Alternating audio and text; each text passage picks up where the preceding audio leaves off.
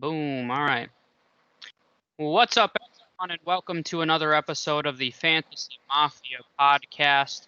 We are in the middle of the NFL season. It's the first time we say that now. So, my name is Jordan Jika, aka Dr. Fantasy, here with my co host Apex.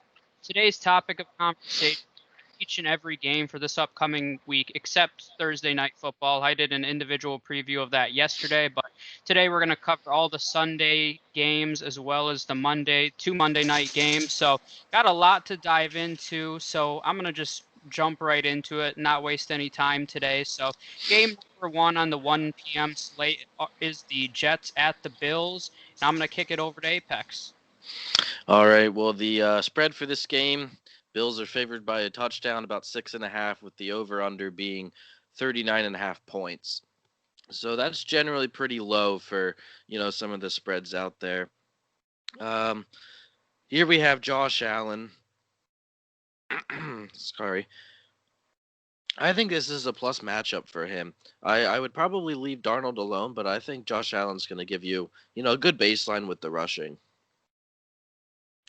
Yeah, no, and I would agree with that as well. In terms of the way that we're going to do this, we're going to go position by position. Just this is the first time we're doing it, so in case you haven't listened to us before, that's how I did the Thursday night one, and we're going to do that. Just go position by position. So I'm going to go through the running backs here. The Jets running back are not. It's not a backfield that I'm personally targeting. I didn't target throughout my drafts. I'm interested to see what the Frank Gore Le'Veon Bell dynamic is this entire season. So I know a lot of people drafted Lev Bell as an RB2 or flex. You're kind of forcing your hand unless you have a better option. The Bills were pretty solid against the run last season. They've added additional pieces, so I do think they'll be even stronger against the run this upcoming year. So I'm not overly optimistic. I don't expect a big game from Bell or Gore against the Bills defense, but most likely you're going to be playing him at least as a flex. Lev Bell, that is. Frank Gore, we'll have to see what his usage is. Probably more of a goal line back, if anything. On the Bills side, we have another interesting dynamic with Devin Singletary and Zach Moss. Last season, the Jets allowed the ninth fewest points to rushers. They were very strong against the run. If anything, I'm more comfortable with Devin Singletary. He had a nice opening game against the Jets last season, 98 total yards, had an RB 15 finish that year. So I do think Devin Singletary has a nice RB2 floor there. So definitely a guy I'm targeting. I'm not huge on starting a lot of these mid-tier rookies in week one. I think Zach Moss will have a role as a goal line guy in the beginning of the year, and I think that'll grow as we move along. But if you don't have to rely on Zach Moss, I'm personally not. All right. Well, for the wide receivers here, I have Diggs. Is about a 6th or 7th round pick. So for me, you're not really locked into starting him. Although this is a nice matchup for him, so I would be fine rolling Diggs out there. It kind of goes hand in hand with the Josh Allen. This is his new wide receiver, and they went out and traded for Stephon Diggs. So it'll be interesting to see how they come out week one and attack this Jets defense. Diggs is more thought of as a guy that is going to go deep, and Josh Allen loves throwing the ball deep down the field. So it seems like a nice trade. It should work out, and this is a good matchup for him. For the Jets side, it's really up in the air. I'm not very high on Darnold. I'm not high on the Jets offense as a whole, but your Crowder is probably thought of as their top target. But I'd like to see how this one shakes out with Perryman and Mims is questionable for this game. He might not even play. If he's out, then I would like Perryman a little bit more, maybe as a daily fantasy play. But I think Crowder is probably going to be the first target, going to get a lot of receptions. I mean, he had like 600 targets against the Bills week one last year, so he should be on pace to kind of repeat that. Really, he's probably the first read for Darnold, in the slot over the middle, and a lot of checkdowns. I think is going to be coming his way. So he's probably my top receiver that I would have for this game. And then Perryman is just the new one they also added in free agency from Buccaneers. I feel like if he can establish himself as the one in this offense, he could have a solid year. And it starts with this game. This is a division game, so uh, interesting to see how their kind of core works out, especially if Mims misses. Yes, and transitioning to the tight ends, I think this whole wide receiver slash tight end group is really interesting. Jamison Crowder, Mims, a lot of these guys missed a significant time during training camp here.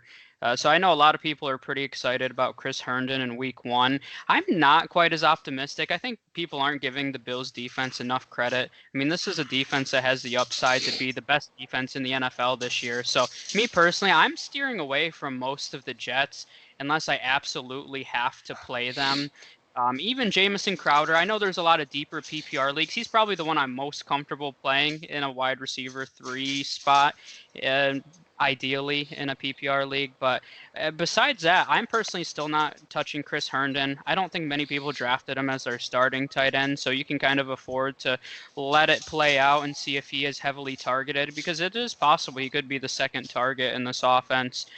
Jets were actually really stingy against tight ends last year, allowing the fourth fewest points. I think their defense is going to be worse this season, so I wouldn't expect that this year. But I don't think Dawson Knox has much upside. If anything, I think this is going to be a pretty low-scoring slugfest kind of affair. That's what we saw last season when these two teams played the first time, and that's what I would expect this year.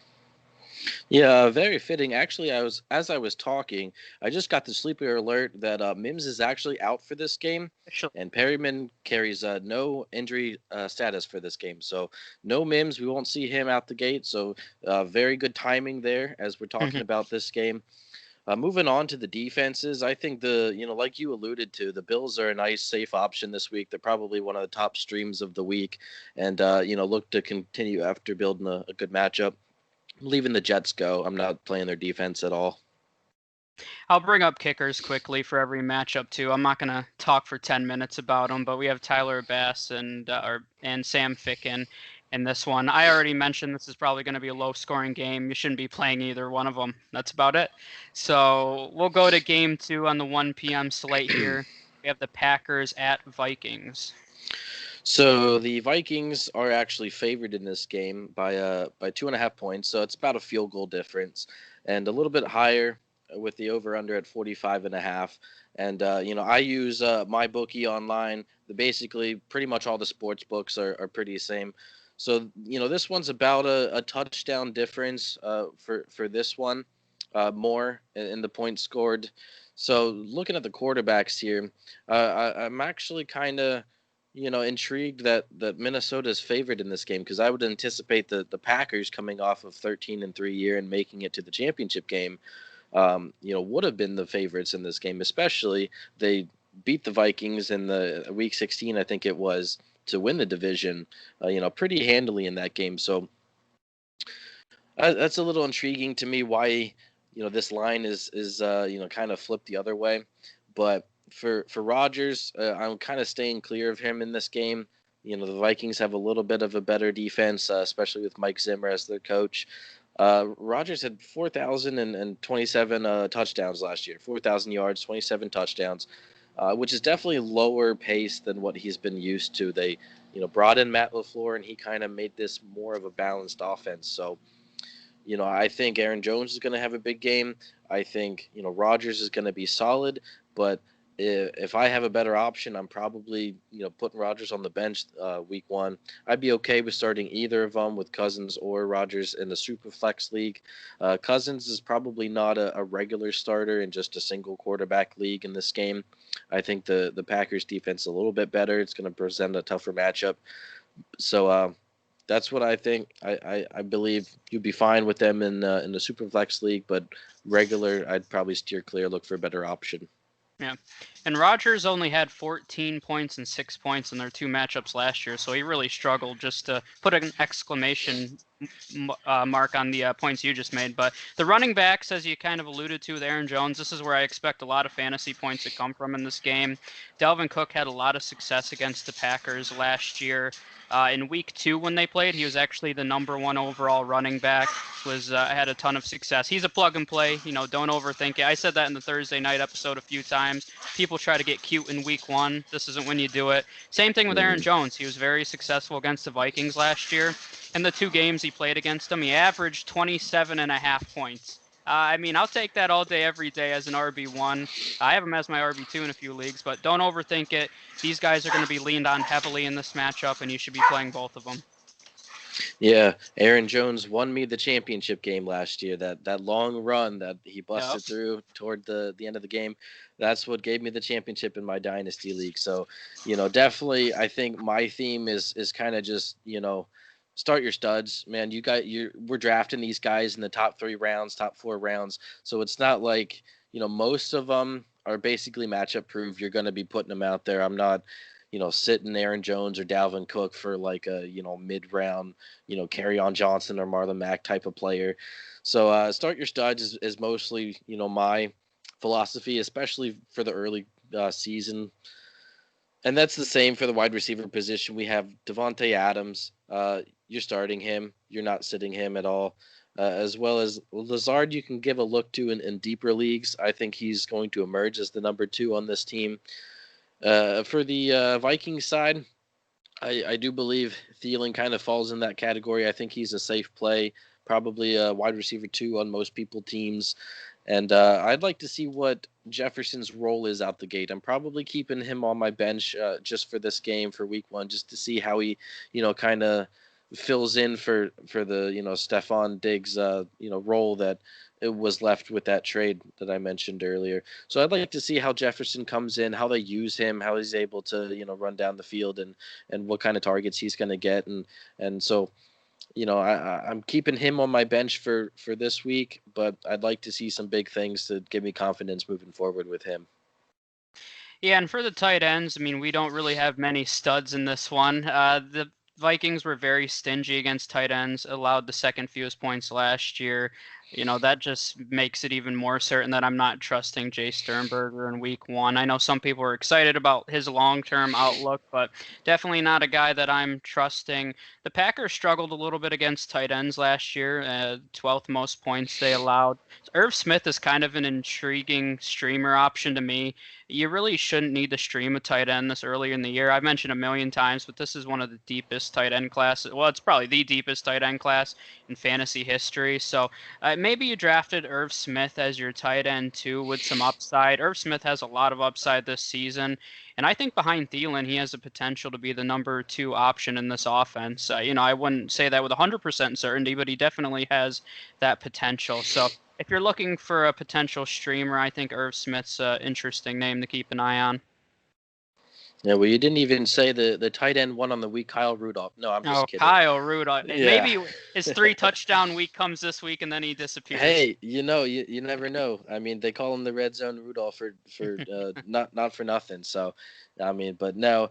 Moving on, defenses. I think they're both kind of evenly matched. I think I'd be a little bit more okay with starting the Packers defense versus the Vikings. Either one, I think, maybe can give you a couple sacks and turnovers and whatnot, but I'd probably not start either one this week. Yeah, and I probably wouldn't either. And then with the kickers, both of them are playable options, especially we're playing in a dome, which is always favorable for kickers.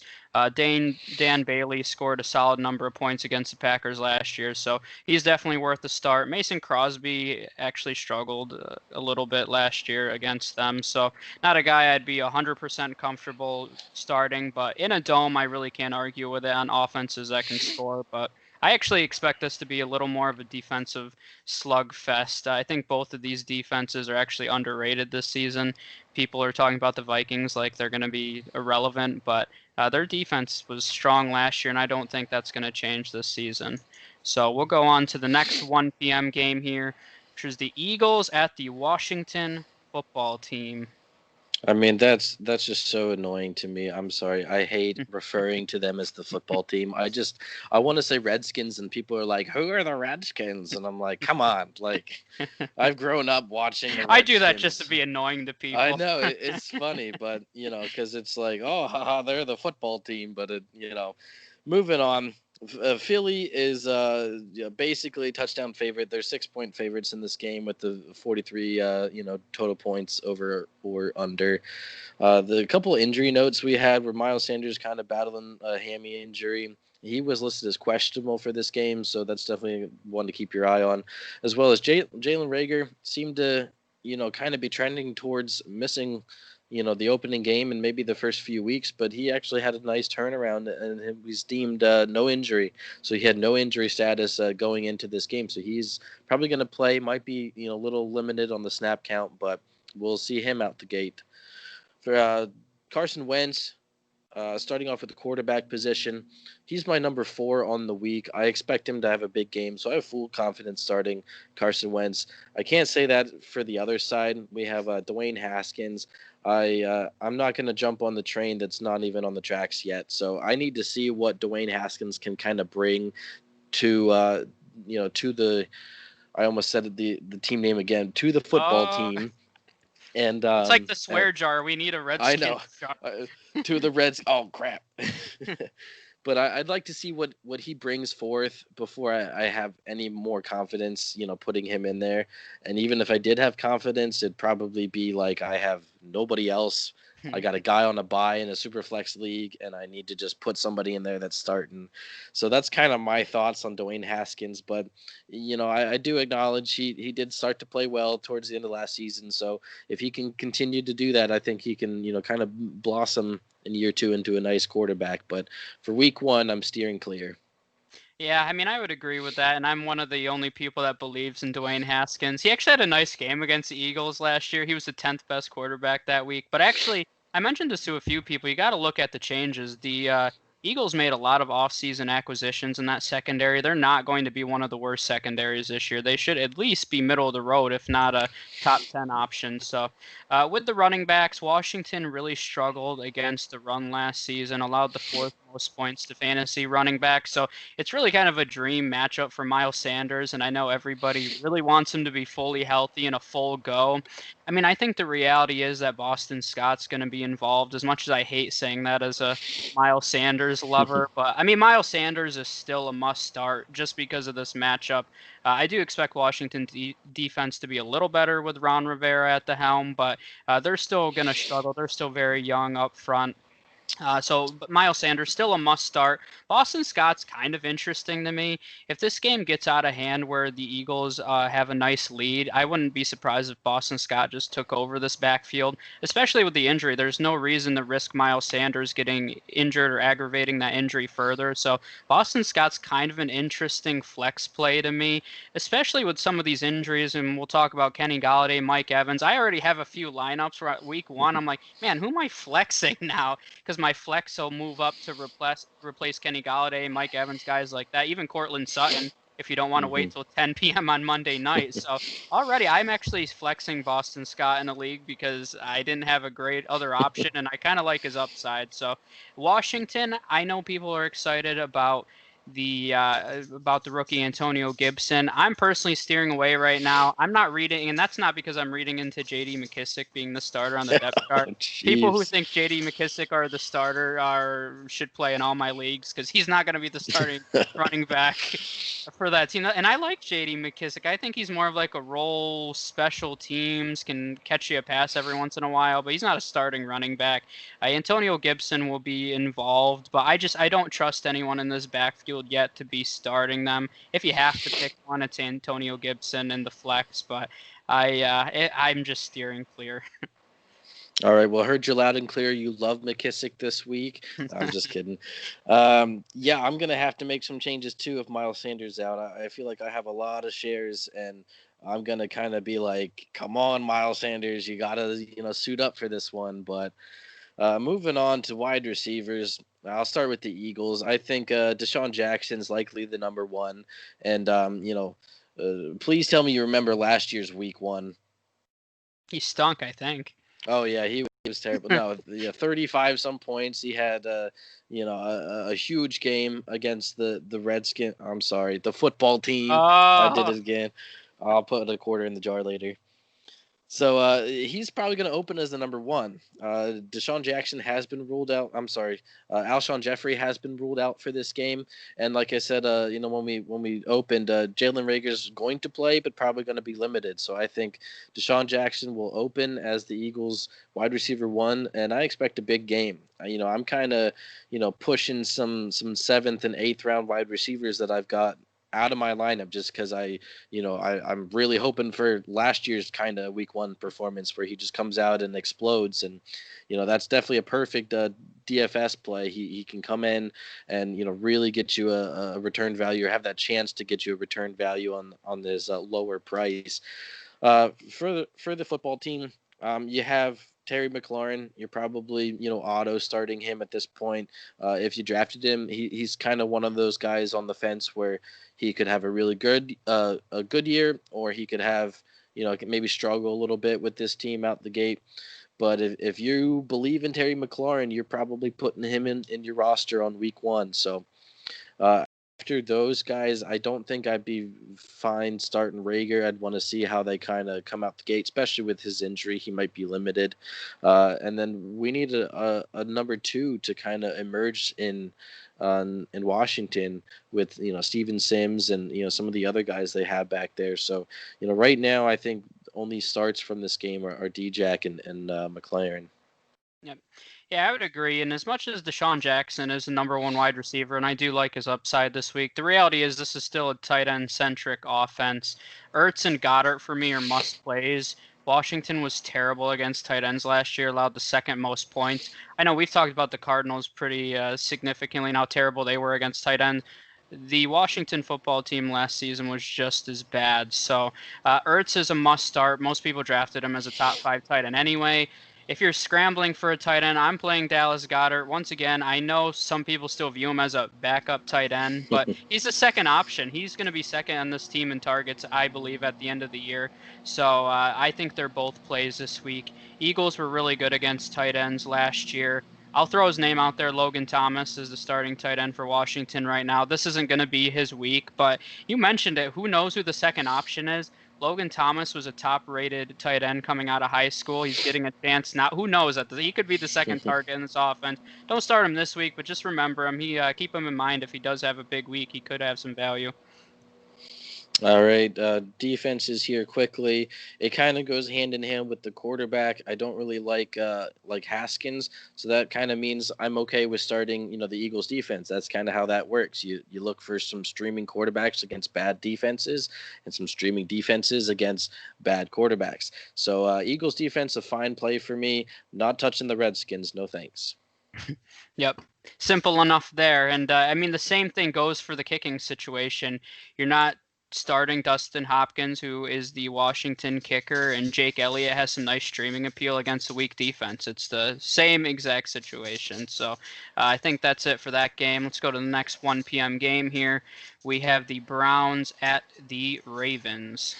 All right. Well, this line is a little bit low. I kind of expected a little bit more out of Baltimore. They're only 7.5-point favorites with a 48.5-point over under, which is a little bit higher, compared to the rest of the games, a little bit, above average. But the Ravens like to come out week one and just explode. So, kind of.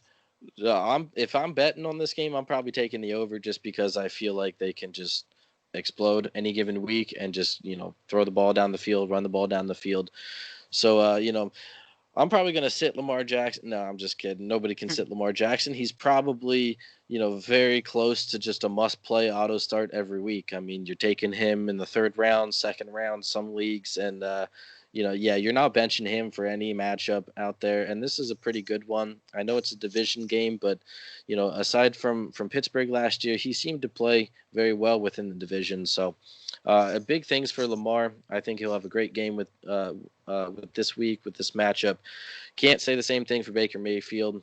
Probably I'm okay, maybe in a super flex league, but there's probably better options and better matchups out there. So. He's got a decent wide receiver core. We'll see how that plays out. But for this week one, I'd probably be more comfortable with Baker on my bench. Yep, and we have a few interesting names for the running backs here. Ravens were really tough against running backs last season, 8th fewest points. But Nick Chubb was actually pretty successful. He was the number one overall running back week 4 against them, so he had a little bit of success. I think it is worth noting that Kareem Hunt was not playing for them yet, so that's definitely going to have an impact. I think it caps his upside a little bit. For me personally, if you're trying to project the game flow, I think the Browns' best chance to win this game is to try to keep Lamar off the field, try to control the clock. So I expect them to go with a very run-heavy approach. So Nick Chubb, Kareem Hunt, you most likely drafted Nick Chubb as your RB1 or 2. You still got to start him. He did have a pretty poor game week 16 against them, so he kind of saw the range of outcomes where he was RB1 week 4, week 16. I think it was RB51 or something terrible like that. But Kareem Hunt, same thing. You probably drafted him as a flex. I like him in that spot. I think they're going to rely on their running backs quite a bit. The Browns were pretty terrible against the run last year. People are really underrating Mark Ingram, I think, this year. They think J.K. Dobbins is just going to step in and have 5,000 yards, but Mark Ingram's still going to be effective. He's still going to be a nice RB2 play, and I'd definitely be playing him against the Browns this week. Yeah, I mean, I kind of like Dobbins. I've read some reports where they want to get him involved. They're going to have a role for him, and it's kind of just going to be like a on again, off again type of, week to week plan for him. But for the Ravens on the wide receiver landscape, if you drafted Hollywood Brown, you're putting him in there. You're hoping for the boom week. He had it in week 1 last year, so who knows? He can maybe come out and give you 5 catches for 150 yards, similar to a Deshaun Jackson type of player. For the Browns, I said I'm not really happy starting Baker, but you have to be all in if you drafted Beckham. You have to be playing him, and so I would play him with confidence. To be honest, he's a 4th round receiver, 3rd round receiver. Wherever he's going in that range. So if you're buying into Odell Beckham, you're buying a little bit of that dip from the premier wide receiver target to struggling last year, and then falling a little bit in drafts. If you're buying that, you got to play him in these tough matchups, and so he's probably your number 1 or number 2 wide receiver drafted. So I think you can come out and play him this week. It is a tough matchup, but you're going to have to roll with him if you decided to make that decision.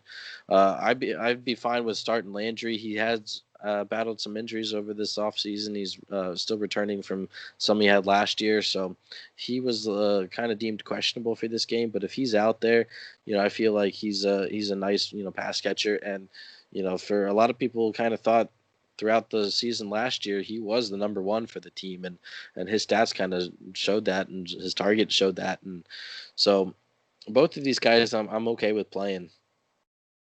Yeah, and going into the tight ends, the Browns were pretty terrible against them. They allowed the 6th most points. You were starting Mark Andrews anyway. Not that that matters how the Browns are against tight ends, but Mark Andrews is going to be a top 5 option this week, probably even top 3. Wouldn't be surprised if he was even the highest scoring tight end this week. I think it's a really nice matchup for him. The Ravens actually allowed the fewest points to tight ends, so not only were people questioning Austin Hooper's target share already, I think it's a really tough matchup out of the gate. If you can, I would try to bench him, but realistically, he might be the only tight end you drafted, so I don't have high expectations for him, and the Ravens' defense hasn't changed very much this season, especially that linebacking core, so I think that Hooper will struggle this week, but if you have to, got to do what you got to do. Yeah, and you kind of started to allude to it. The Ravens are, kind of thought of as one of the top defenses in the league, so they're a good start for me. They added Patrick Queen in the draft, so a lot of people in Raven country are kind of hoping that he's the next Ray Lewis. So I have him in a couple IDP leagues. I'm a little interested to see how he kind of comes out. Expected to be a high tackler machine, so I'm fine starting the Ravens defense. Not starting the Browns defense. Probably not starting any defense against Lamar, but Yeah. definitely not the Browns.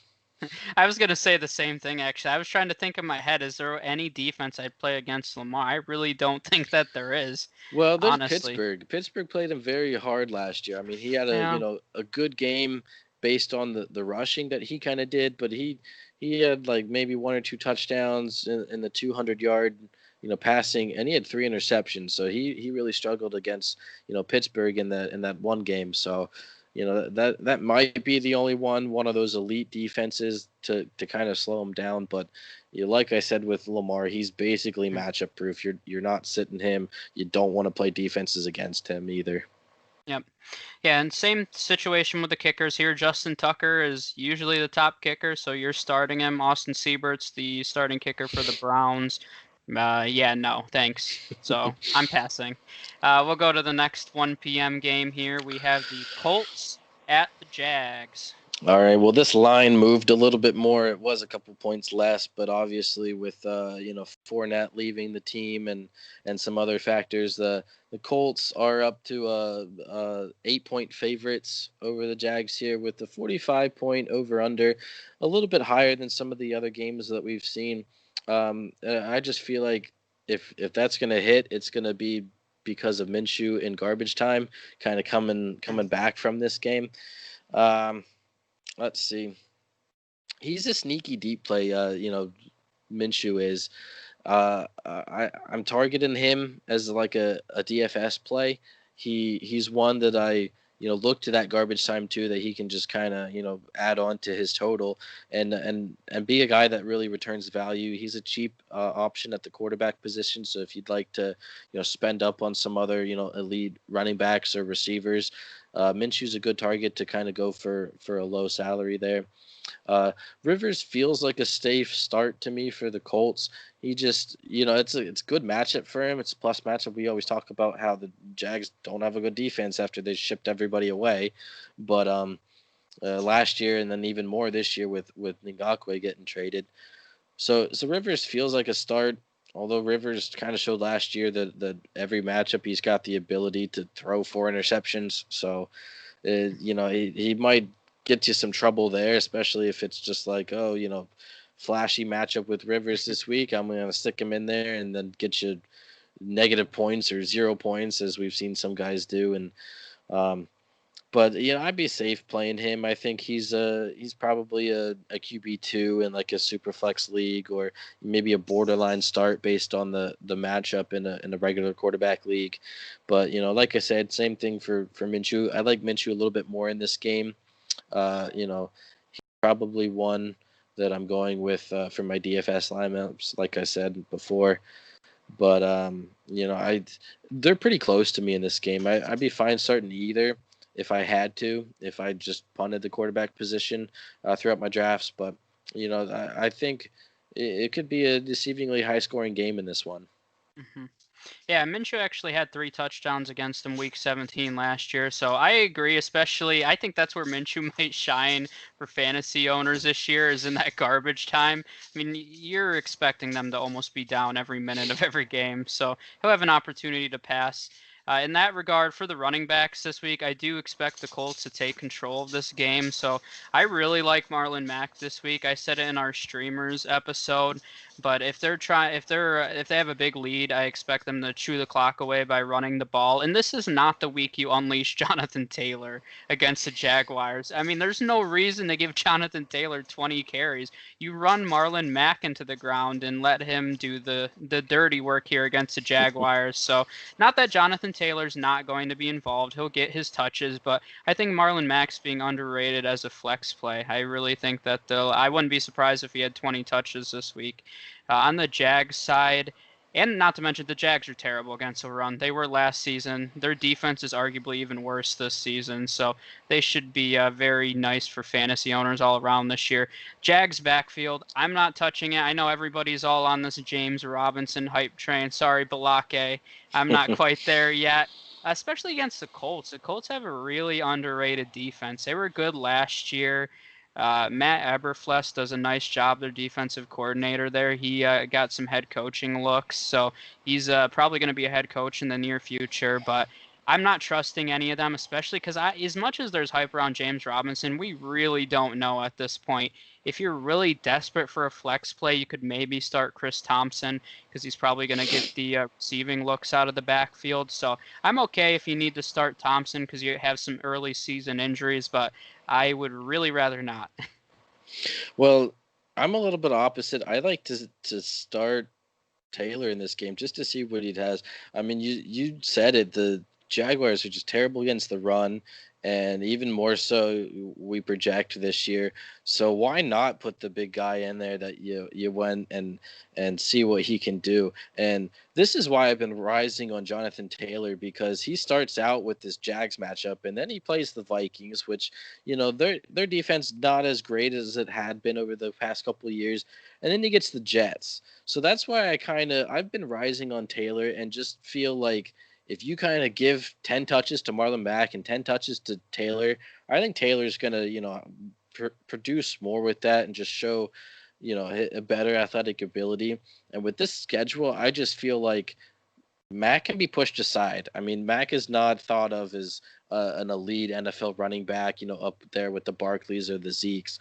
So I feel like if you get the big guy in that's also very fast, and Jonathan Taylor, and he can really have a good game in the first week, as well as first part of the season. That's where I'm kind of thinking Marlon Mack may be disappearing at some point. So just wanted to touch on that a little bit. But T.Y. Hilton is a start for me. I'm not sitting him. I'm curious to see how Rivers establishes his second receiver. You kind of have Michael Pittman in this game, comparable to Mike Williams that he's had in the past. You have Paris Campbell for the Colts. He's a little bit comparable to Eddie Royal and Tyrell Williams that Rivers has had in the past. So I'm kind of looking at Rivers as how he's going to where he's going to look for the number two option, whether it be Doyle on this team or Pittman or Campbell. I think somebody that can emerge as the number two option on this team, especially for Rivers, is going to be a nice fantasy producer this year. Where am I at here? Jaguars, you're starting DJ Chark. I'm really high on him. This is a good matchup for him. Starting DJ Chark. I'd like to see what D.D. Westbrook can do. I feel like he's going to kind of bounce back in this offense and be a little bit more of a possession type receiver compared to the deeper threat that Chark is. And then a lot of people, not myself, but a lot of people are really intrigued with their rookie that they drafted, Laviska Shenault. I probably said that wrong. I'm sorry. Close enough. Yeah, but so I'm out on him, at least for the start. I don't think I have very many shares of him, but he definitely has the ability to come in and really supplant Westbrook for the second option in this wide receiver core for the Jaguars. Yeah, and I think that whole Jags receiving core, when throw Tyler Eifert in there as well, is going to be interesting to monitor. I'm not a big fan of starting Tyler Eifert. I think he's going to be really inconsistent because I do expect him to be probably their number one target in the red zone. I say that with a question mark at the end, but I mean, realistically, I think he's in for some boom games. He's like a perfect best ball guy for me personally, because you could see some 2 to 3 touchdown games for him, and then games where he completely disappears. So I don't trust him to be a consistent producer week in and week out. On the other end, Jack Doyle, I think, is just the opposite. I think he's going to be a very consistent guy that gets you, right around 5 to 10 points, right in that range every week. Probably not many boom games, but I think this is a nice streaming game for Jack Doyle if you're looking for a tight end against a Jag. So I would actually try playing Jack Doyle in a few leagues, and I said preseason I don't really like him, but against the Jags, I trust him a little bit. Yeah, defense-wise, I think the Colts are a really good streaming option this week. Probably one of the better options out there if you decided to not go, spend up on a high defense in your draft. So I can't sit here and tear the Jags defense apart and then tell you to start them. So you're definitely sitting the Jaguars. I don't think anybody is probably starting the Jags in this game. But Colts a nice play in this one. I mean, if you're starting the Jaguars defense, you are the biggest Jags homer I've ever met. I don't even know if that's a thing. Is there such thing as a Jags homer? Because if so, probably. You're hiding. I've never met you and you're hiding. You're in a 32-team league, and they're the only ones left on waivers. I honestly might still bench them because they might probably get negative points. So I'd rather play no defense in the Jags. But kicking situation here, Rodrigo Blankenship won the job for the Colts. I know that doesn't mean a lot to many people. He was actually the top college football kicker last year. I follow Georgia football pretty closely. He was their kicker last year. He's actually really good. I'm glad to see he won a job. I think he's going to be underrated this year. If you're looking for a kicking streamer, he's a top option for me this week. Josh Lambo, I'm not trusting the Jags offense enough to start their kicker, so no thanks. Moving on to the next 1 p.m. game here, we have the Raiders against the Panthers. Yeah, this is another team that I always mess up. I always want to call them Oakland just because that's what I'm used to. But Vegas is actually favored in this game by 3 points. If I was betting, I'd be going the other way. I think the Panthers are going to have a very good start to the season, especially at home. So yeah, home field advantage may not be what it is or what it was for this year with all the different restrictions in place, but I think the Panthers get off to a good start at home, get the win against a pretty similar, evenly matched team. Teddy's a solid start. Again, he's kind of borderline. I'd probably be, definitely rolling him out there in a super flex, but maybe keeping him on my bench if I, presumably have a better option in a single quarterback league. Derek Carr, again, kind of the same thing. His quarterbacks are very similar. I think Teddy offers you a little bit more upside with the ability to run and the better weapons out there for him. But Carr is also a decent super flex play. I have him in my dynasty. I'm actually benching him. I have a couple higher options ahead of him. But like Minshew was before, I think Carr, both of these guys actually, Carr and Teddy are decent DFS plays if you'd like to go with some higher positions elsewhere and go for cheap quarterbacks this week. I think easily could put these guys in there and have a solid game for you. Running backs in this matchup are really easy. I mean, Christian McCaffrey, if you're even considering benching him, just quit forever. I mean, Who's honestly. that guy? Yeah, I mean, come on. I mean, I've seen people every once in a while. Is there any matchups you bench McCaffrey, Lamar? You're just overthinking it, so don't ever do that. Josh Jacobs, I do think, can be one of the top plays this week. The Panthers were terrible. They actually gave up the most points running backs last year. They have made a lot of changes to their defense heading into this year. I do think the Panthers' defense is going to be very much improved, but they're still really young, so I'm kind of questioning whether or not out of the gate they're going to come out strong. Either way, you drafted Josh Jacobs as your RB1 or 2, so he's definitely you're starting him, and he could have a really nice game this week. For the wide receivers, I'm excited for DJ Moore. I've made a bet with Jerry that DJ Moore is not going to be a top 12 receiver, and ever since I made that bet, I've kind of been regretting it. I just feel like I've been rising on DJ Moore, and he probably has a good thing to deal with that. He's played his part in talking him up to me, and just kind of looking at the receivers around him.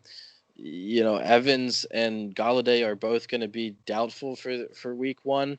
So that's where DJ Moore goes. So, I just think this is a good matchup for him to kind of come out and have a really good game. Teddy's going to be looking at him for, over the middle. I do have a lot of Curtis Samuel shares in some best ball. I've been taking some chances on him later. I think I'm probably not starting him, but I think he has a decent game. He gets a little bit of the rushing carries. He gets a little bit of, like he's a gadgety type player. So it's just a little bit of extra usage. They like to get him the ball and see what he can do. Robbie Anderson is probably a better asset for Teddy Bridgewater, but probably not, thought of as a leading fantasy candidate. So he's on my bench. Samuel's on my bench in this game. I like to see how they play out though after DJ Moore, how the snaps kind of go, how the targets kind of go, to see if we can establish a really good order here. Same thing for the Raiders side. You have a couple of rookies in this game, Edwards and Ruggs, that are going to come in and kind of compete with Waller for top snaps and targets from Carr. So I'd like to see how they kind of come out. That's why I'm on the Panthers side for this game, just because I feel like there's a lot more question marks in the Raider offense that they're going to have to overcome, and especially not having a preseason. I think they might start a little slow until they can kind of find their rhythm. So yeah, that's where I'm at. I'm probably maybe throwing Ruggs into a lineup or so just to kind of have him in one, but I'm not expecting huge games out at the start the season here. Yep, I would agree with that. For the tight ends, the Raiders were terrible against tight ends last year. I know I've seen a few people that are really excited about Ian Thomas this week. I'm not ever excited about Ian Thomas, honestly. I think he's the fifth option in this passing game. And with Teddy, I mean, I know other people, I know you had a lot of questions if Teddy could support some fantasy relevant wide receivers. I can assure you he can't support five weapons. So Hmm. that's one of the reasons I'm not high on Ian Thomas. Not to mention, they did bring in Corey Littleton this offseason. I know a lot about Corey Littleton, who spent his time with the Rams. He's actually one of the best coverage linebackers in the entire league, and he usually matches up with the other team's tight end. So I expect Ian Thomas to be invisible. The Panthers, I mentioned before, they have actually, if there's one part of their defense that's strong, it's their linebacking core, and that kind of shows through. They allowed the fifth fewest points to tight ends last year. So you're starting Darren Waller because you probably drafted him as a top 5 or 6 tight end, but I do think that his ceiling's a little limited because I think he's going to face some tough coverage. But he's still one of those guys. It's probably his worst game. Maybe he has 5 receptions for 50 yards. That's still 10 points, and he could be a top 10 tight end scorer with that number. So he's still a start. Yeah, I mean defenses. I'll be quick with this one. I think either one is going to be an okay play. I don't think either offense is going to be super high powered or super score a ton that you don't want to play the defense. So I think either one can be a nice streaming option for you this week.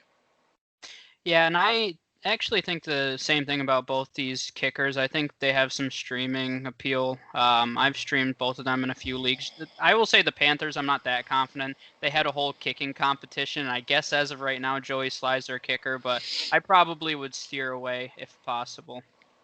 So we'll move on to the next game here, which is the Chicago Bears at the Detroit Lions, also a 1 p.m. game. I feel like there's 1,000 1 p.m. games I this know. week.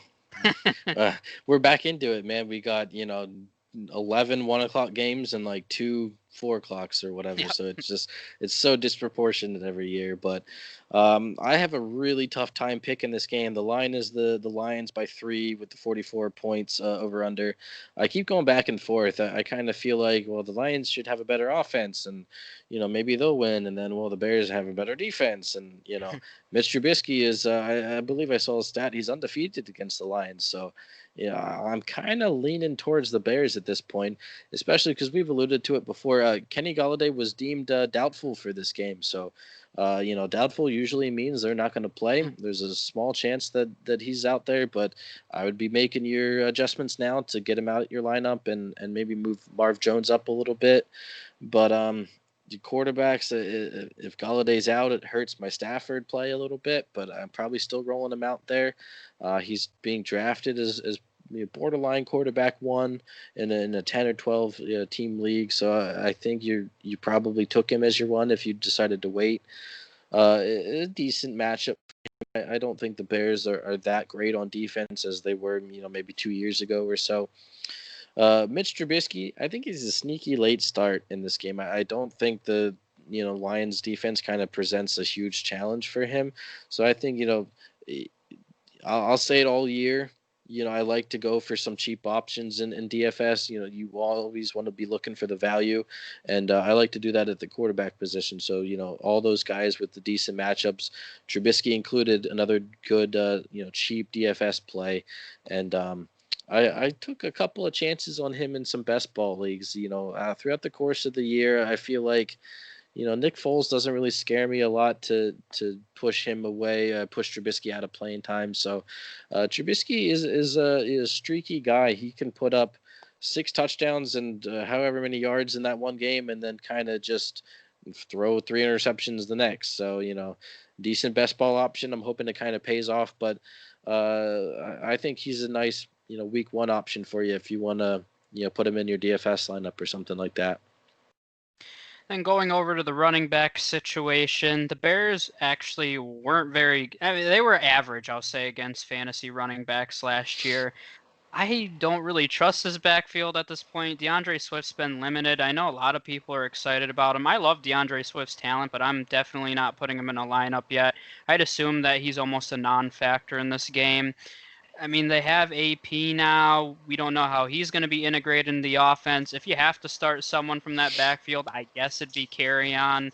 He probably has some value out of the backfield in PPR leagues. So don't mind flexing Carry-On because he should see decent volume, especially I'm not trusting AP after being there for a week or two by the time they play. So Lions were terrible against the run last year. I think they'll be a little better, but they're probably still a bottom 5 rush defense unit. So looks like David Montgomery is going to play this week. He was a full participant in practice. Still keep an eye out on that.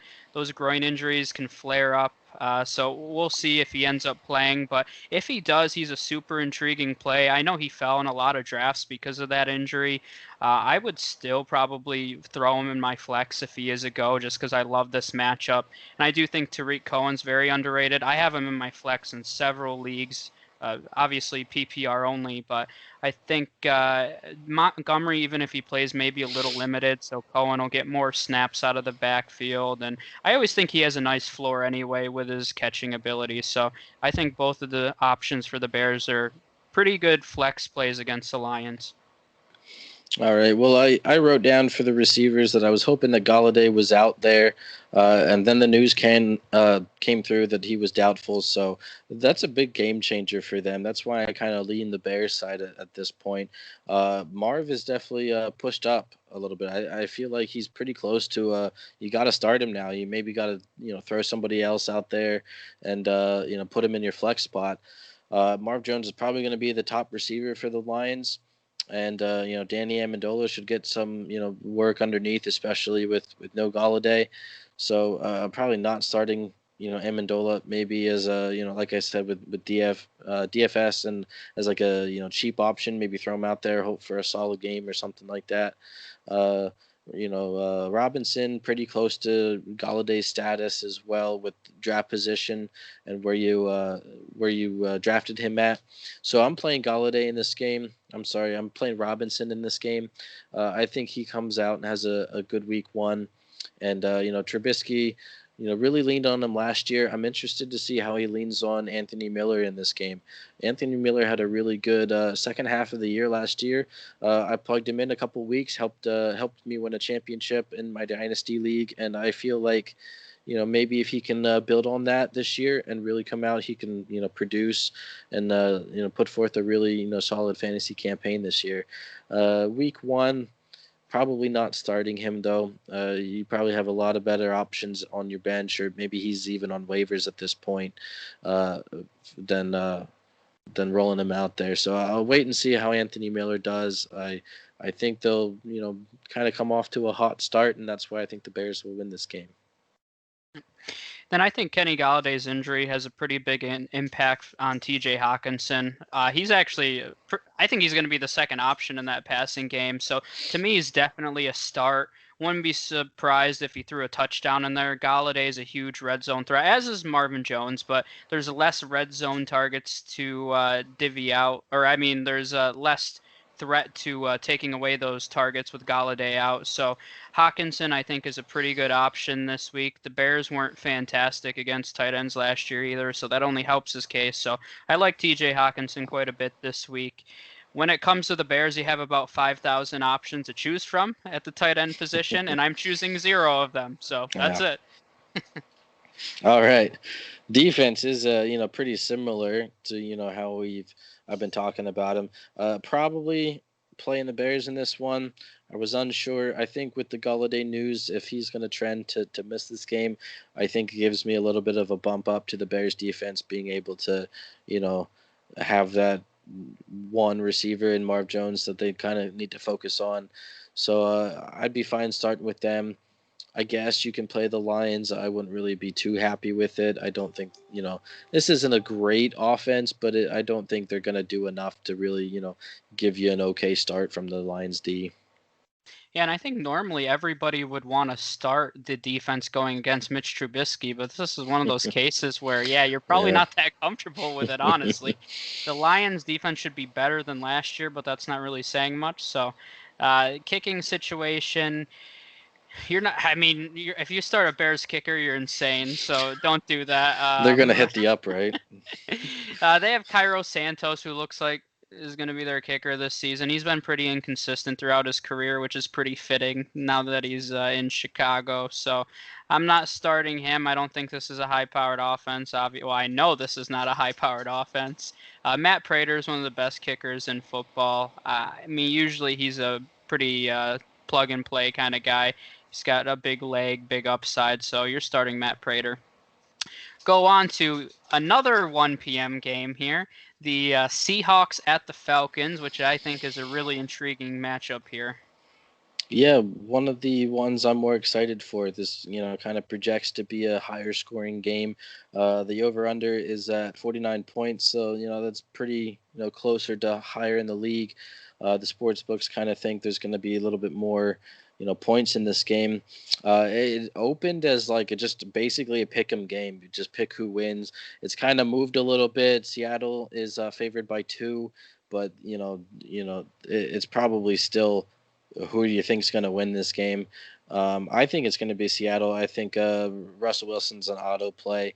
He's in that category. You're not really benching him if you went out and drafted Russell Wilson.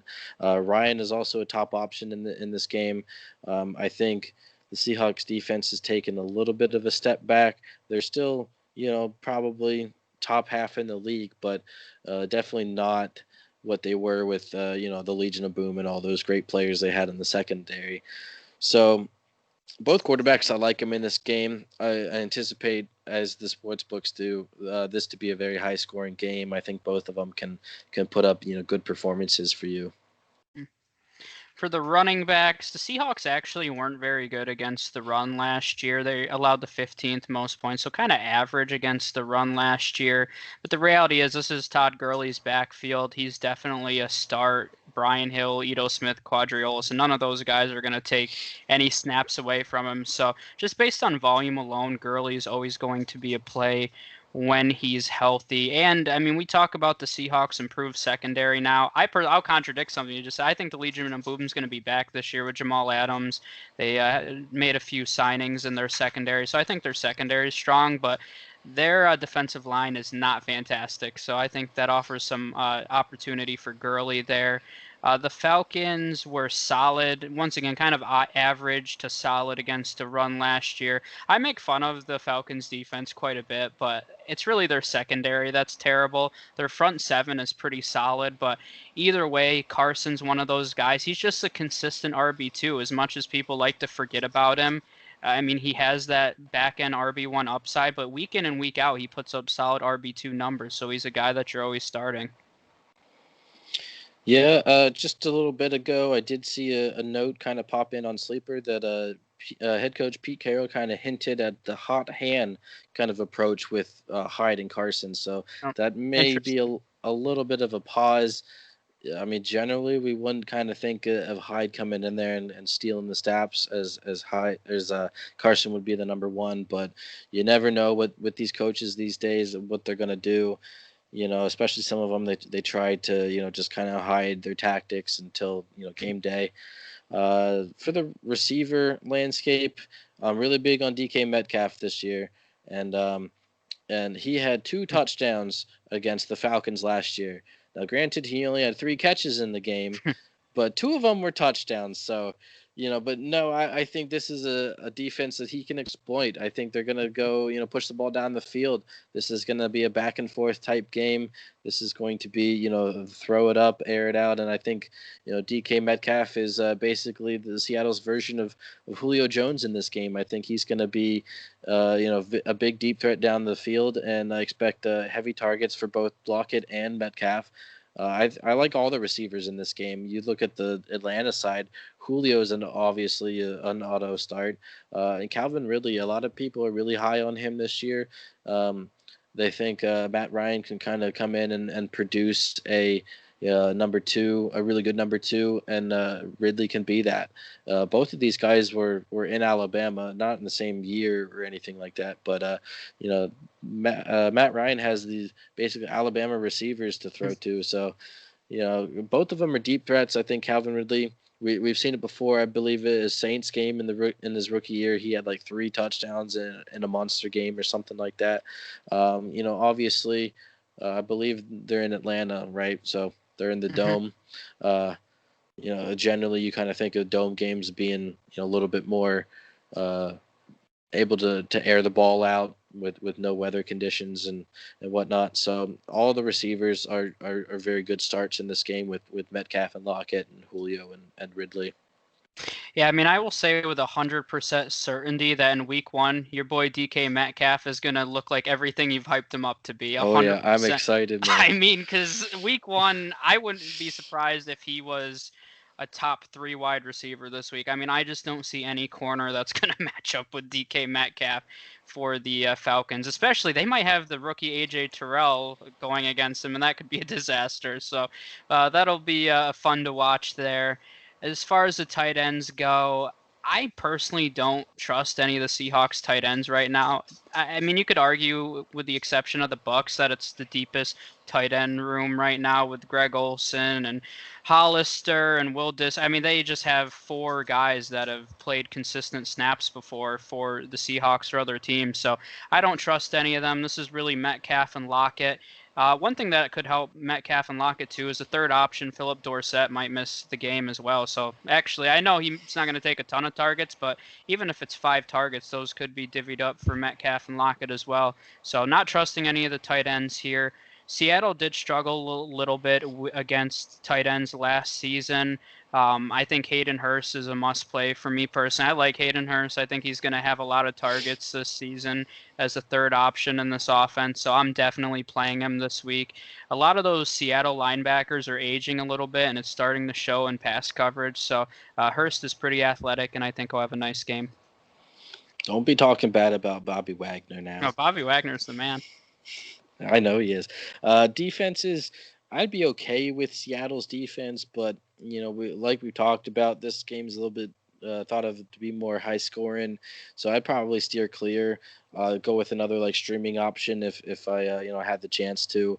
Probably wouldn't start the Falcons. Like I said, I'd be okay with the Seahawks defense, but I'd look somewhere else. Yep.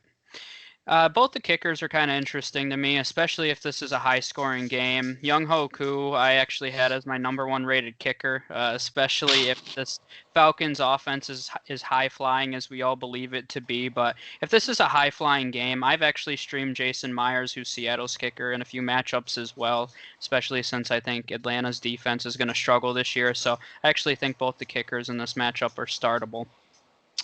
And then moving on to what looks to be the last 1 p.m. game here. Finally, we have the Miami Dolphins at the New England Patriots. All right, Patriots are about a touchdown favorite in this game. 6.5 with the 43 points over under. Uh, Interesting to see how Cam Newton kind of comes out, and everything's going to be different, man. We haven't seen any preseason that we're just going to keep hammering that point, but you would think that Edelman's going to be the top guy, but you never know. N'Keal Harry could come out and really command some targets from Cam, but I think Cam should be a nice start.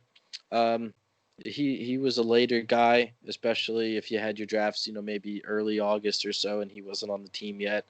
You probably picked him up after already having like a high quarterback. So you're probably starting him in super flex leagues if you have or in a 2 quarterback or something like that. I wouldn't anticipate he'd be too expensive in daily fantasy, but possibly. Which Fitzpatrick are we going to see in this game? Are we going to see the one last year where he'd come out and beat the Patriots, or is it just going to be, regular old, Ryan Fitzpatrick that we're kind of used to, or is it going to be the Fitzmagic that he comes out and tosses 5 touchdowns, or is it going to be the old one where he comes up and he throws 4 interceptions and they lose this game in a blowout, or is it no? That's my point. It's just back and forth with Fitzpatrick. He's probably a decent start in like a 2 quarterback or super flex league, but I'd probably be looking elsewhere if I had some other options. I'd be okay with starting Cam. The rushing, it depends on how much of that he'll do, but if he does run the ball a little bit more, I think that gives you some opportunity for a rushing touchdown. Yeah, and I think the defenses for both of these teams are really intriguing because I don't think anybody knows what to think of them right as of right now. The Patriots had a historic fantasy season last year for a defense. They, essentially it was like having a second quarterback in your lineup. I mean, they were that good last season, but half of their team opted out. They lost quite a few big names in free agency.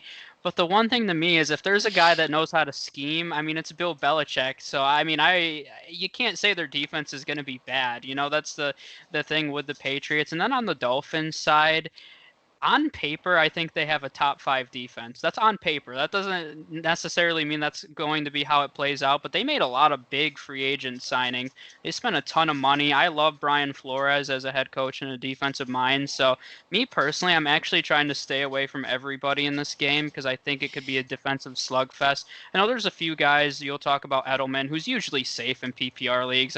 You're talking if he has a bad game, it's like 10 points. He never has a complete dud. So there's some names like that, but I actually think this could be a big-time defensive slugfest.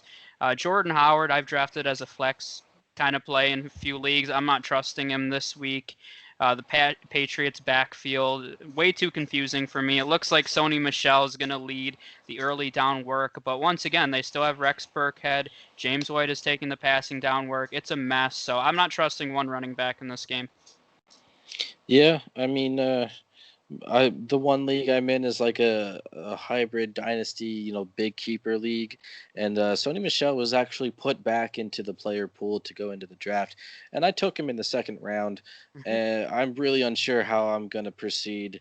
I'm kind of against him and maybe Deontay Johnson and Henry Ruggs as some other flex potential players. So I'm really struggling with that decision whether I want to play Michel. I know they put Harris on the IR for the first couple weeks, so it kind of looks like Michel may have a good game, especially with a lot of question marks coming in the wide receiver positions and in the quarterback positions. But we just don't know with this game. You mentioned Edelman's a safe play. I did see somewhere that he was, pretty limited in practice, so hopefully he suits up for this game. I mentioned N'Keal Harry earlier that he, kind of presents some upside. I don't know if I'm playing him in this game. I might roll him out there if you're in like a deeper league and you just want to, take the shot on somebody. There's definitely worse options than N'Keal Harry. Parker's probably a good start, even though he might draw the Gilmore matchup. He had a good, week 17 last year that, people would kind of say he was against Gilmore and should be a sit, but he had a good game in that one. I'm curious to see how the number 2 for the Dolphins works out, whether it's going to be, one of their tight ends or if it's going to be Preston Williams coming back from the injury or if it's going to be Jakeem Grant in the slot position. They did have a lot of opt-outs this year with, Wilson and Hearns at the wide receiver room. So somebody needs to emerge as the second option on this team, and it's probably the chance the chance is better for Preston Williams to be the number 2 target, but you'll probably talk about the tight ends here in a second. He's got Gesicki to deal with, so we're gonna see. Maybe we're not going to figure it out in this game because the defense for the Patriots is so good, but at least we're going to kind of see who Fitzpatrick's going to go to after Parker. Yeah, and you mentioned it. I mean, Gesicki, for me personally, has to be a must play because I have him in about 95% of my leagues. I mean, I personally believe that he's going to be the number 2 option. I wouldn't be surprised if he was even the number 1 option by the end of the season. I think he's just an X factor with his athleticism, but that's one of the things that worries me in this game is Bill Belichick historically, his strategy is pretty simple. He takes away the other team's best player. I mean, it Hmm. sounds is simple, but it's crazy how many defensive coordinators can't figure that out. Wait, you can do that? Yeah, I mean it's crazy. Like he's one of the only. He does it better than anybody though in terms of scheming to take away the opposing team's best player.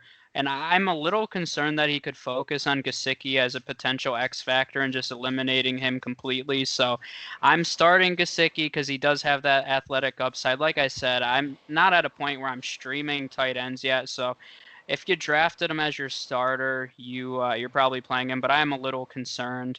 On the Patriots side, we have 2 rookies. Dalton Keene is questionable right now, so it looks like Devin Asiasi is going to be the number 1 tight end for sure this week. But the rookie tight ends historically don't do anything. I mean, I will rarely start a rookie tight end, and if I do, it's of the I'm very desperate for some reason. But I don't think there's any scenario in which I'd start a rookie tight end. And yeah, you can be wrong. Hawkinson had a huge debut last season, but the reality is that's not likely. Do you put any, extra thought into the Dolphins listing Gesicki as their number 2 tight end? No, I mean, I think that's just logistics. I think Gesicki's more going to be a wide receiver for him. I think he's going to line up in the slot quite a bit because when you think about Parker and Williams, they're more outside guys. Chan Gailey actually runs a ton of 4 wide receiver sets, and he likes to spread them out. So I actually think they're going to line Williams and Devontae Parker on the outside, and then Breida and Gesicki in the slot. That's if I had to guess how it's going to go down. So not really. I forget the guy's name. That's number 1. He's one of the best blocking tight ends in the league. Good for him. I mean, you gotta carve out a role in the NFL somehow. But yeah, I mean, I don't. I know Exactly. some people are worried about it, but he'll be. I think he's more going to be a wide receiver for him. All right, and then here's my starter sit question. I drafted Hayden Hurst and Mike Gesicki in one league as like 2 late upside tight ends. Who should I play week 1? I mean, I like Hayden Hurst. I think his All matchup's right. better against Seattle. So I mean, I know that must hurt you because it you does love hurt me a Gesicki, lot. but defenses. There's a lot of Patriot players that opted out. The kind of you can't ignore. You got Hightower and Chung and a couple other guys, but I think there's still a good play this week. The Dolphins don't have a chief like offense at their disposal, so the Patriots still a good play. You mentioned it. I'm probably not playing the Dolphins defense in this game just because I don't know, how good they're going to be, and the playing against the Patriots is not where I want to find out. So I'm probably leaving them on my bench or maybe on the waiver wire, but look to pick them up later in the year against a better matchup than Week 1 here. Yep. I mentioned it a few times. I think this is going to be a defensive slugfest.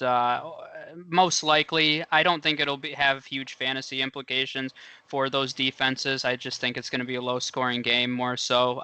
So I'm not starting either one of these kickers. Jason Sanders for the Dolphins. I have no idea who the Patriots kicker is right now. Justin Rohrwasser, who they took in the draft, has really struggled.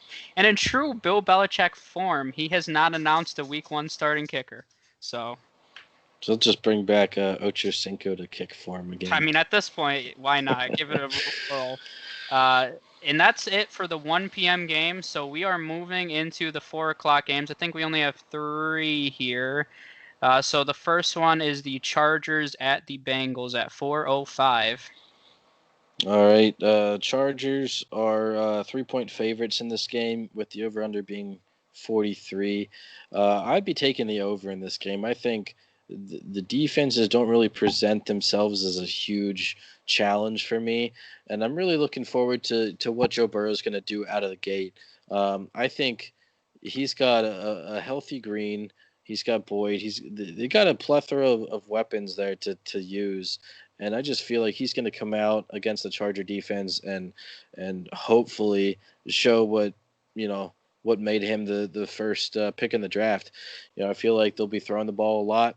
I think it's going to be a back and forth type game. I don't think the defenses are going to be stout, so to say, in this game. So I'd be hitting the over in this one. I think that's a little bit lower than what I'd be expecting. Maybe somewhere around 50 points is what I would kind of look at for this game. Yep. Tyrod, he's a decent super flex play. I like him. He gives you that running ability, and he's got Keenan Allen as a top target. Don't know if Mike Williams is going to play in this game. He was questionable. It kind of sounded like he might miss the first part of the season. So, we'll see what kind of other weapons that Tyrod will have to use. But he's got Eckler out of the backfield. I think he's got enough there to really make him a good passing guy this week, as well as the rushing ability that he possesses. Kind of pushes him to being a solid super flex play or a DFS option for both. I think Joe Burrow is probably my favorite cheap DFS quarterback this week, so I'm expecting a big game from him. Yep. And I was going to touch on that a little bit too. I think this is going to be a interesting week for Joe Burrow because I actually like the Chargers front seven quite a bit. I think their game plan going in has to be, let's shut down Joe Mixon and let the rookie beat us. So I think Joe Burrow is going to have an opportunity to show what he's made of in week one. So moving over the running backs, nothing interesting. The Bengals defense was pretty bad last year. They made some improvements, but they're still really young. So I think it's going to take a while for them to click. Austin Eckler is going to be a star this week. He should be an easy top 10 play. The Chargers were pretty average against the run last year, but like I said, I think personally they're going to focus on shutting down Mixon. Doesn't mean you should be benching him. I mean, Mixon still, you drafted him as your RB1 or maybe two, depending on if you play in a league with the caveman now, you don't have him. But realistically, you're playing both of these guys. But I will say I do like the Chargers front seven. But their secondary is pretty good. Derwin James is out, but they have a couple of nice corner duo with Hayward and Chris Harris now. So we'll see what happens. I think this is a nice test week one for Joe Burrow, and I think he'll have an opportunity to show what he's made of. All right, Eckler is one of my favorite guys to put in my DFS lineups. I feel like he offers you a lot of PPR appeal, and week one last year when the job was his, he came out and he had a great year. So, or a great game, I should say. And the Bengals defense not very good. They had the first pick for a reason. So, Eckler is one of my high DFS targets. For the wide receivers, I'm playing AJ Green. I'm really excited for him this year. He's a full go. He should be out there, not missing a beat. Hopefully, his body is able to make it through the game without getting hurt. But if he does, I think AJ Green has a good game. I think Tyler Boyd is a good start. I think both of those guys are worthy flex plays in most leagues. I think it'll be interesting to see kind of Higgins and Boyd. They're a little bit of a battle for the number two, wide receiver spot behind Green, and then you got to throw in John Ross in there. I mean, he in the games that he played last year, he was pretty efficient as their second wide receiver with Tyler Boyd there on the other side. But I think more of like a dart throw type of DFS play or a best ball play for Ross. I don't think he's going to be a consistent option unless somebody were to get hurt in this core. Keenan Allen's a pretty safe play. He just got paid, well deserved for what he's able to accomplish over the last couple of years. He's a little bit deemed as injury prone for the first part of his career, but he's really turned that around. He many straight seasons now that he's been able to go out there and produce high wide receiver production. So I think you can safely take the tag away from Allen there and kind of put him as a one of the elite receivers. He's a good safe play, a good PPR option as well in this game. And let's see. Mike Williams, like we said, might not play the first part. So Tyrod's going to need to find a second receiver to kind of go to. And, so somebody's got to emerge there to, play behind Allen or maybe even as number three behind Williams once he returns. Yep, and that kind of transitions pretty well into what I was going to say, but that's why I like Hunter Henry quite a bit this week, is I think there's no doubt he's a number 2 option with no Mike Williams. I mean, they have a collection of rookies with Joe Reed and KJ Hill and a bunch of question marks, so realistically it's just Keenan Allen and Hunter Henry, and Hmm. Keenan Allen, as efficient as he has been, hasn't really been a red zone threat, so Hunter Henry is the guy in the red zone for them right now. So I like Hunter Henry a ton in this matchup, and I think he has top 5 upside this week. Bengals don't really have a tight end that I'm trusting. The linebacking core for the Chargers is kind of intriguing anyway. They have Ken Murray there, the rookie that they drafted. I'm interested to see line up against tight ends, but either way, you're not going to be starting any of the Bengals tight ends. Yeah, not starting either defense either. Like I said, I project this game to be a little bit more high scoring, back and forth, passing wise. So I'm probably not playing either defense in this game. And then for me personally, I would take a chance on Michael Badgley. Just he's the Chargers kicker, just because we've already mentioned the Bengals defense isn't great. So I do think the Chargers have the opportunity to put up some points. So if you're looking to pick up a kicker because you didn't draft one like I normally do, then he's a pretty solid option. Moving to the second 4 o'clock game, it's at 4:25. Got to be specific here. We have the Cardinals at the 49ers, a nice in-division battle. Yeah, the Niners are touchdown favorites in this game, 7 points. Favorite here, 47.5 point over under. This feels like a trap game for the Niners, man. It's a Mm-hmm. division game that it's just you kind of you take what the Niners did last year, making to the Super Bowl, and with Shanahan and everything, but you kind of look at this game that they should win, but it feels like it's a trap, man. And this is a possible postponement game due to the air quality in California right now. I actually have a couple notes. I don't know if you saw, but it came through about half an hour ago. Tevin Coleman could sit this game if the air is unsafe, was the report that I saw. As well as Debo Samuel has been declared out for this game, and Brandon Ayuk was questionable. So that transitions to right in for Jimmy G for me. I typed meh because it's just I mean he's got Kittle, but now with no Samuel and some rookies and Kendrick Bourne, and it feels like meh for me when you bring up his name. So I'm probably sitting him. If you bought Kyler Murray, high with the weapons that he has and the offense that he's in, you got to roll him out there, even though the matchup isn't that great defensively. But I mean, if you got him, you likely spent up a fifth or a sixth round pick, so you're not spending that high of a pick to just put him on the bench, in my opinion. So probably the sitting Jimmy G. You could probably find a lot of better options out there, and fire up Kyler if you got him. That makes me sad. Jimmy G is one of my favorite streamers this week. He annihilated the Cardinals last year. He averaged over 29 points. Those weapons kill him, though. I mean, if he had a full slate of weapons, I'd feel a lot Yeah. more confident, but that's such a downer for him. If you really are desperate, I know there's a few leagues where people just gobbled up all the QBs early, so I'm streaming Jimmy G. I love Kyler Murray, too, but he did struggle against this defense. We all know how talented it is, so realistically, you're right. You have to start him. But if you're in a league where maybe you have a nice second option, you could maybe consider him. The Tevin Coleman news is kind of interesting. I was already kind of on the fence about Mostert. I mean, a lot of people, he was being drafted higher than I was. I don't think I have Mostert in one league, actually, now that I'm thinking about it. I mean, he was going pretty consistently as an RB2 in every draft I was in, and I'm not confident enough in the 49ers backfield to do that. I think the Tevin Coleman news is definitely worth monitoring because if he's out, you're definitely playing Mostert. I mean, this is a run-heavy team with all of their receiving weapons out except Kittle. They're going to have to lean on that run game. So realistically, Mostert's probably going to be a nice RB2 this week.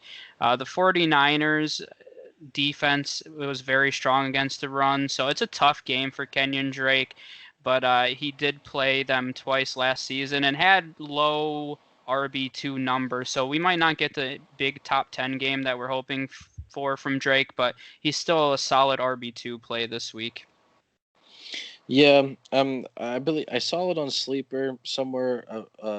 Whatever they were referencing was the air quality was like a 176 or something like that, and whatever scale they use, if it got to 200, this would be grounds for postponing or maybe even canceling this game, or at least moving it elsewhere. So that's definitely something to keep your eye on. This is a later game, so there might not be some other options if some of these guys were to miss.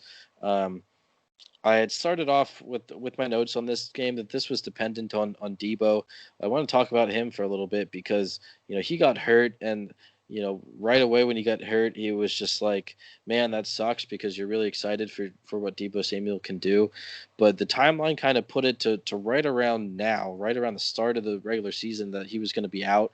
And so we were kind of unsure if he was actually going to miss at all. He's been practicing, but officially declared out today. I liked the dip on him in the drafts that you got. Sometimes, 3 or 4 rounds the lower that I could grab him and say, well, he might be out there for week one, or he might only miss one game or something like that. And people were kind of acting like he was gonna miss like 4 or 5 games like right off the bat, and I was just like, okay, but so he's definitely gonna miss one, and that's going to kind of open the door for Ayuk. If he's going to play, he's deemed questionable as well. But if he's going to play, maybe he can, kind of cement a role for himself in this offense with no Debo.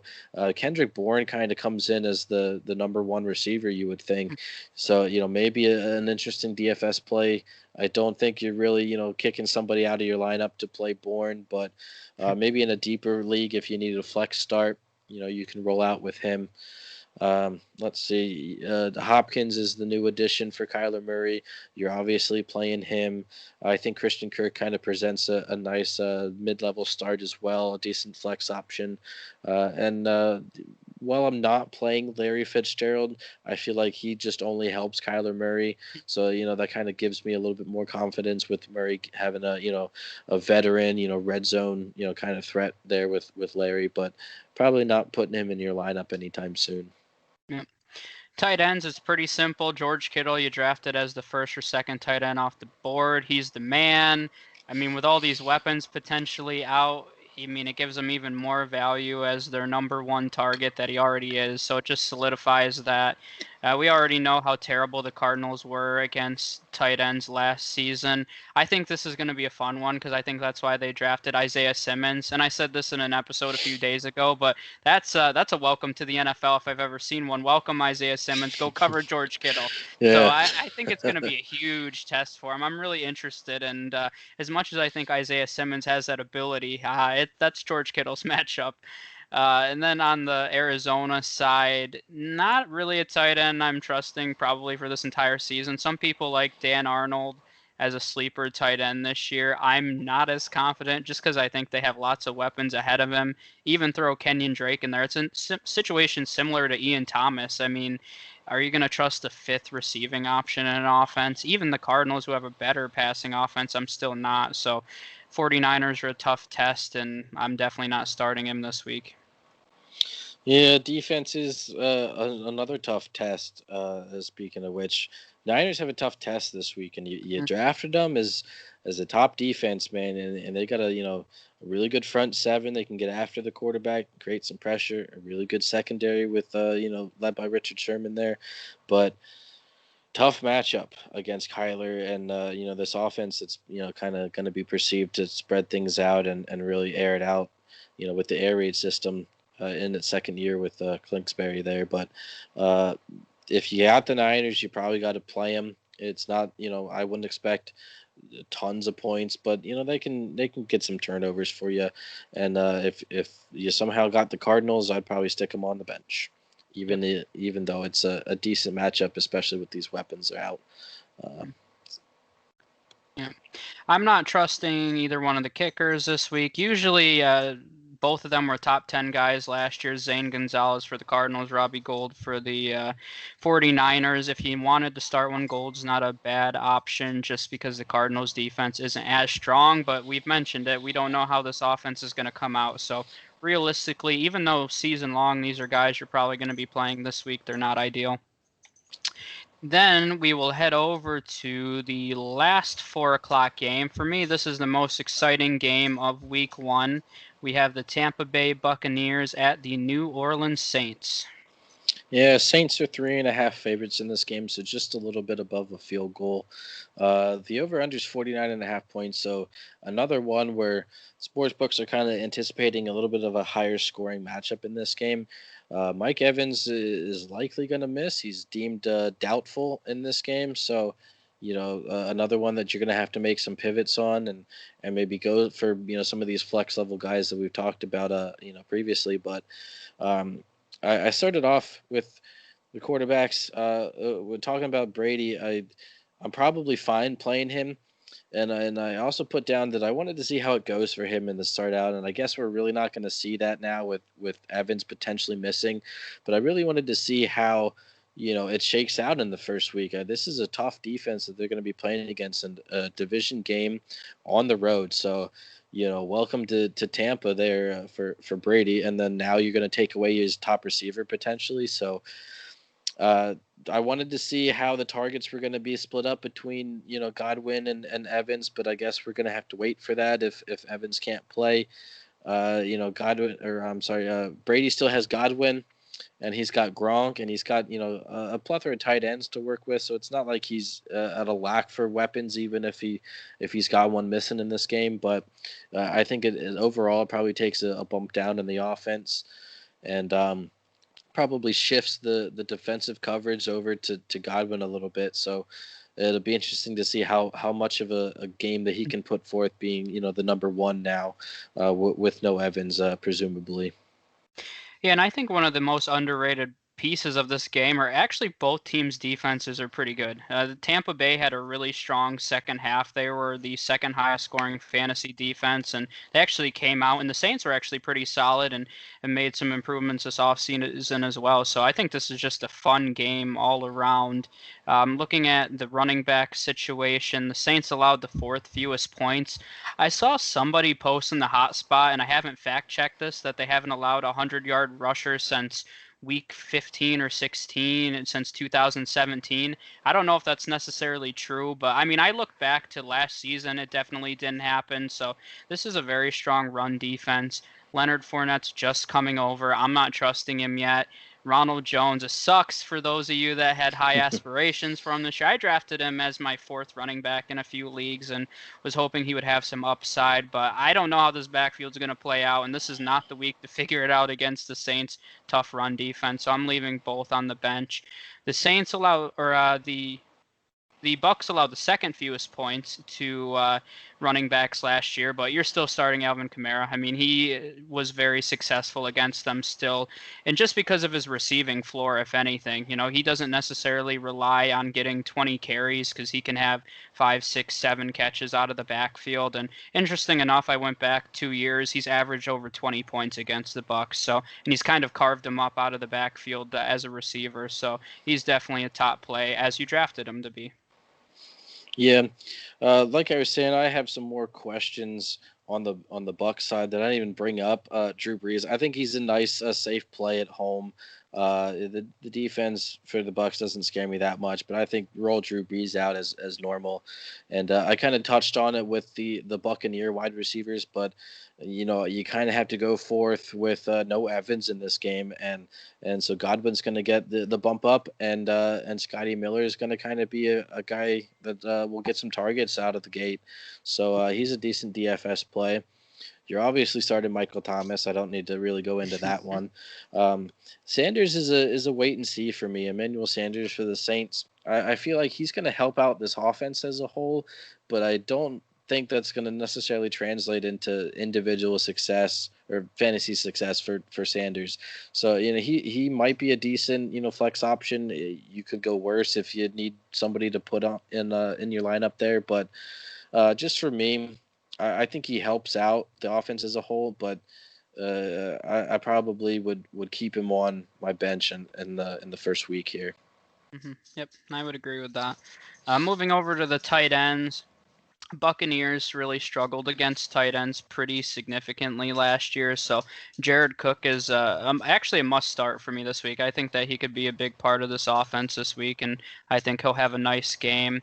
The Saints were kind of average against tight ends last year, but with the news that Mike Evans is probably going to be out, I'm actually really intrigued by Gronk, and I've been a Gronk hater all off season, but realistically, he's going to have more red zone targets. Evans is arguably their number one red zone threat. Godwin actually had more touchdowns last year, but they're both big red zone threats. But Gronk could be the number one red zone threat this week. So I think he's an intriguing play this week. And with a lot of question marks with Brady and a new offense and a new team, he knows Gronk. So he could be maybe a little bit of a safety blanket in the first week here. Yeah, and you know this, but I had just recently gotten a new dog, and we decided on the name Gronk for him because that's just he loves football, and that's kind of how he, the player that we compared him to. So the fantasy team that my girlfriend has, she definitely wanted to have Rob Gronkowski this year, so I had to overdraft him a little bit just to make sure that she got him, but we're hoping that Gronk has a good year. So, just wanted to put that out there. The defenses, I'd be more okay with the Saints in this one. I mean, now especially with Evans, maybe not being out there.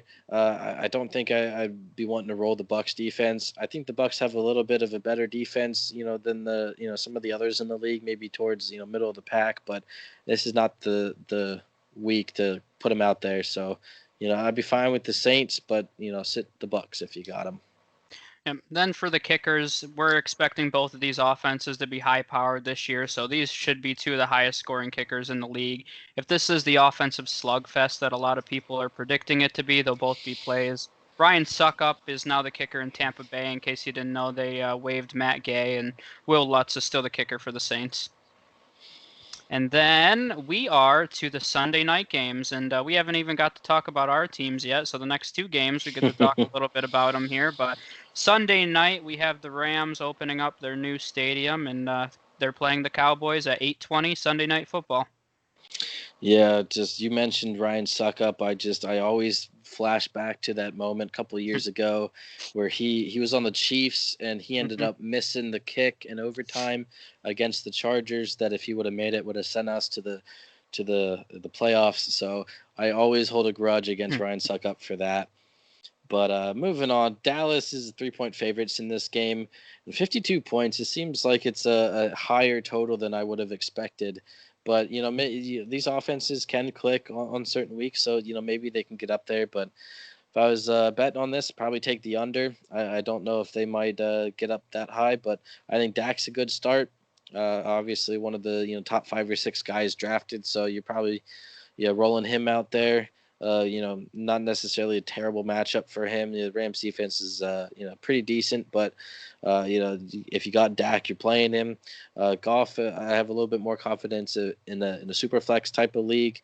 I don't think he makes his way into, maybe 10 or 12 team leagues that only start one quarterback. But if you start two, I think, Goff is a decent guy to, plug in your lineup and as a deeper guy and really hope that, he can kind of go off in this game.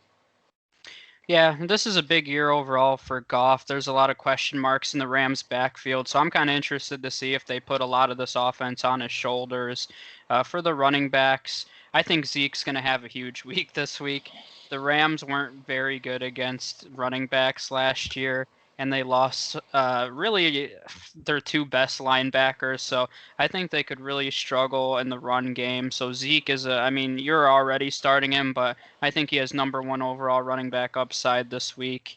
And then going over to the Rams backfield, the Cowboys were kind of average against the run last year. They've made a lot of improvements to that defense, though, and on paper, this is a really talented defense. But I know a lot of people drafted Cam Akers in the 4th round, which is, a little crazy to me, but he was really flying up draft boards. But the reality is Sean McVay said it before. He was looking over at the 49ers saying, like, man, that kind of worked for them. Why can't I do that? So I'm very nervous in the beginning of the year. This is going to be a Malcolm Brown, Cam Akers, Darrell Henderson three-way split. So I'm not trusting any of these running backs early in the year. Of course, Akers has the most upside long term, but until that happens, I'm leaving them all on the bench. Yeah, the note I saw that popped through that Darrell Henderson battling some injuries, but he is a go for Sunday night. So, those guys, like you said, that will, how are the touches going to kind of come out? It kind of is a little bit of a bummer if you're an Akers owner that Henderson is going to be out there, because you kind of just hope, similar to my Taylor situation, if he can come out and get the opportunity in week one and really just go off from there, that kind of bodes well for some of those rookies that you drafted in hopes that they're going to get the top spot there. But for Dallas side, for the wide receivers, you're playing Cooper. You're also likely playing Gallup based on draft position, and I know a lot of people want to just throw CD Lamb out there and take the shot on him just because that's their new toy, the new guy that they got, and ultimately throughout the year I think it's going to push Gallup down a little bit. I'd expect CD Lamb to kind of, maybe not right away, but as the season progresses, to just kind of take over the number two wide receiver role for the Cowboys. I love both Woods and Kupp. I think both of them are very good. We've definitely seen three wide receivers being supported in this offense before when Cooks was there, and now Cooks isn't there. So I just feel like that opens up a lot more opportunity for Woods and for Kupp. They went to the two tight end sets towards the end of last year, and that kind of sparked the Higbee surgeons that he had. But it was really good for Robert Woods. I would deem him as the number one on this team, even though both of them I think should see over 100 targets and be really safe plays pretty much weekly. Yeah, and I think this could be a nice matchup for him too. Just adding on to that, Byron Jones is gone from the Cowboys, so advanced metric-wise, he was one of the best corners last season. So the Cowboys secondary, I mentioned on paper, their front seven's pretty good. Their secondary is terrible, so it's possible that the Rams wide receivers carve them up a little bit. But heading over to the tight ends, the Cowboys struggled against the tight end position last year, which, I mean, it's an interesting. We'll see if Tyler Higbee can continue his dominance. I mean, he has the opportunity to. This is a nice matchup for him. I've said several times I'm a little hesitant with Gerald Everett healthy now. I think he's definitely going to take away some of those targets, but a lot of people spin up on Tyler Higbee, and this is the time to put up or show up, or put up or shut up, because this is a great matchup for him, and you should definitely be rolling him out there. It's worth the chance, definitely. And Gerald Everett, you're not starting. Yeah, I think that he does have top 15 upside potentially this season, but we'll just have to see how those targets are split up this year. But Tyler Higbee could be in for a nice week. Blake Jarwin on the Cowboys side also has a pretty nice matchup, but you mentioned all the wide receivers, and it's another situation, again, for one of these tight ends. He's the fifth option, especially when you throw Zeke into there. So realistically, he's very rarely going to get the volume to produce fantasy-wise, so I'm not trusting him. Of course, he'll have some nice games, but I'm not crossing my fingers and hoping for that to happen. Yeah. My next squares contest, wanted to bring that up a little bit, is this game. It's the Cowboys and Rams. So if you like the football squares, get into the hotspot, take some spots. We usually do, maybe one or two games every week. So look for there. They're only $5 a square, so not killer there. Defenses moving forward, I think it presents a tough matchup for both. Like I said, the over under is a little bit higher in this game. I don't know if they're going to hit it, but the sports books kind of think that it's going to be a little bit more higher scoring. So I think it's a tough matchup for both. I'd probably be sitting both, even though I think both defenses are good and can be started throughout the year. I don't think this is the week to do it for either. Kicking wise, Sam Sloman's now the kicker for the Rams. He's a rookie. I'm not really trusting him yet. You don't really know what to expect from him. They are in a dome, so that's favorable. Greg Zuerlein plays his former team here. The Cowboys have a great offense. He was drafted as a top 5 kicker, so you're starting him in a nice offense. So that's really all I can say about it. Good revenge game for him. Yeah, Greg Zuerlein, 25 points from your kicker spot. He's going to be more motivated to kick better. Oh gosh, okay. Right. Monday Night Football. Now we have two games here, a doubleheader. First is at 7:10 p.m. here. We have the Steelers at the Giants. Yeah, I'd prefer if they had two Monday night football games every week. I mean, Same. this is pretty fun for the first week. I'm a usually a little bit of a night owl, so I can stay up for these games. A lot of people, obviously got, work in the morning or whatnot, or, kids at school or whatever, they got to go to bed. But, I like, having that late game on. The line has moved a lot in this game. It kind of opened at about 2 or 3 points for the Steelers, but now it's up to 6. So they're favored by basically a touchdown. So it kind of gives me some pause.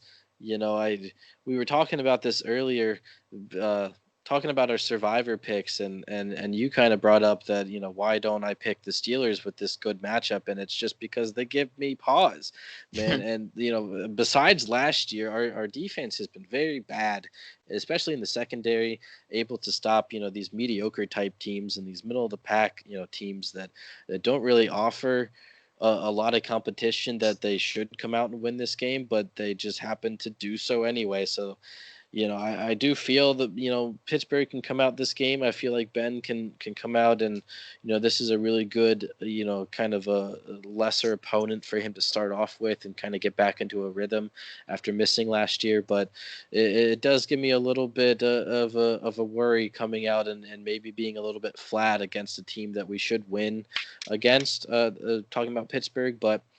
Uh, Daniel Jones is a little bit iffy as a start for me. Like I said, the defense is pretty good. If that carries over from last year, they're probably thought of as one of the best in the league in all phases. They were very good at getting after the quarterback. But, Daniel Jones has a really tough schedule to start out, and especially, with this matchup right away in Monday night.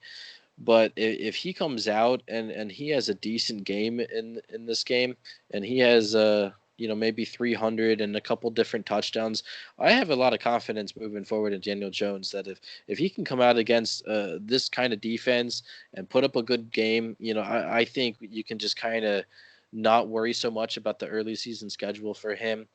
Both of them I'd be fine starting. Both Ben and Jones I'd be fine starting if you had to in the one quarterback league. Um, Definitely in a two quarterback league, I feel like there'd be good starts here.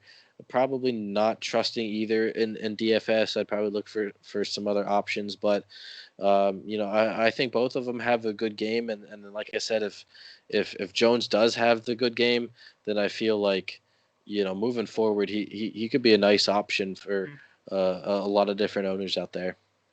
I have high expectations for Ben this week. I've been pretty low on Ben all off season. I actually haven't talked about that in many pods, but I'm streaming him quite a bit week one here. So if he has a dud game, that just affirms my disbelief in him. So I'm hoping he has a nice game.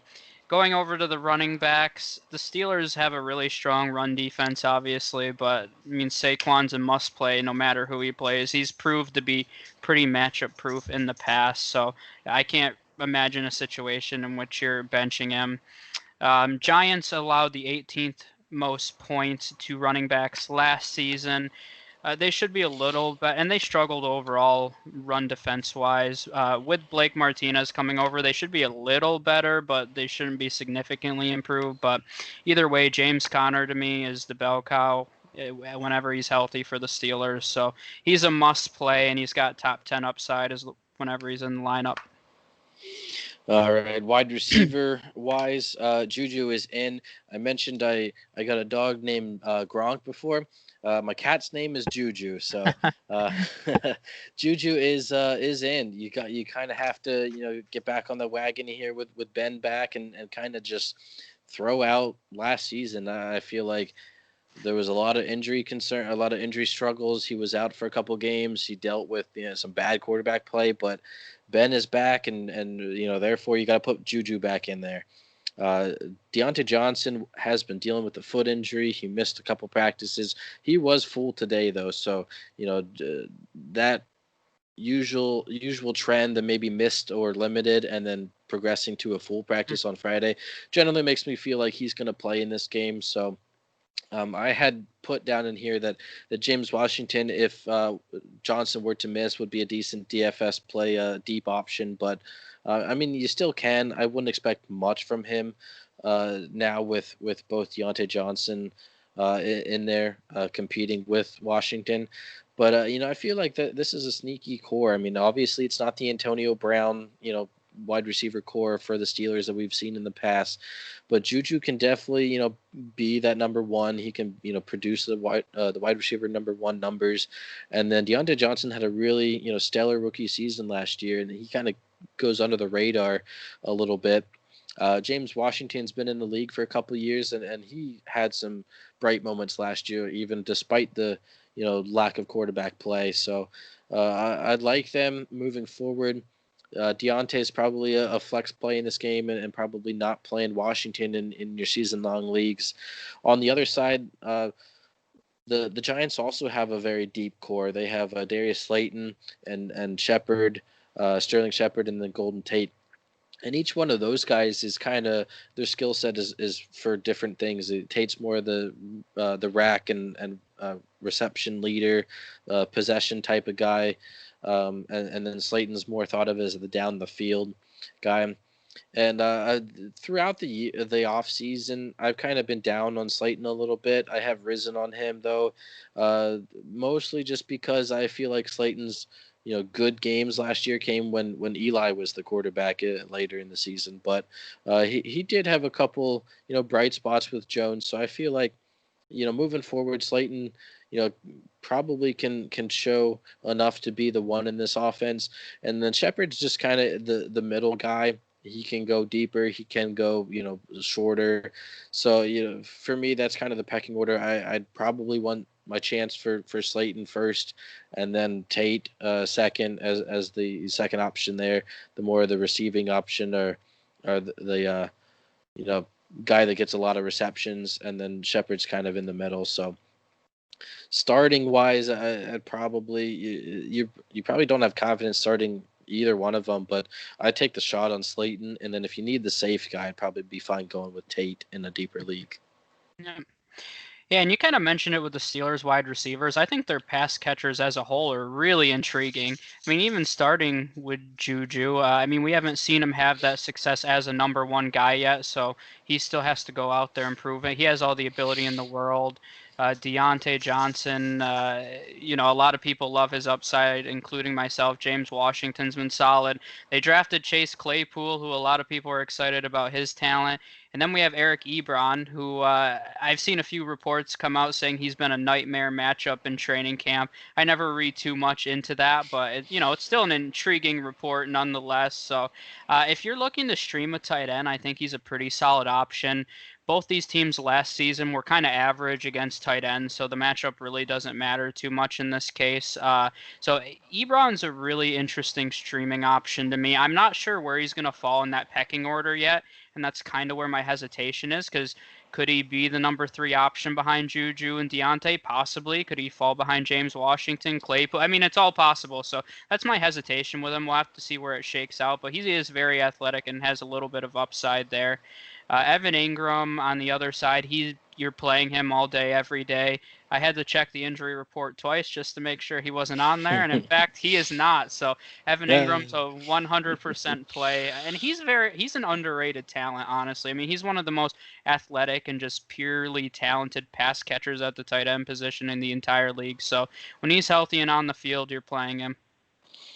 Yeah, I mean, it seemed like last year, like Daniel Jones wasn't targeting the tight end a lot, and Ingram was out for the majority of the time that Jones was there. So, if Jones is going to target the tight end, this feels like a perfect kind of matchup for him, perfect guy, because Ingram's, basically an extra wide receiver. I mean, he's that athletic. He's a good field stretching tight end. So, I definitely agree. I think Ingram could come out and just be the team's leader in targets, right out the gate. So, it'd be interesting to see how this all of the wide receiving options shake out, because he's still got Barkley out of the backfield. So, a lot of these guys are going to command their targets in different areas. So, it's a very intriguing offense that I'm looking at this year.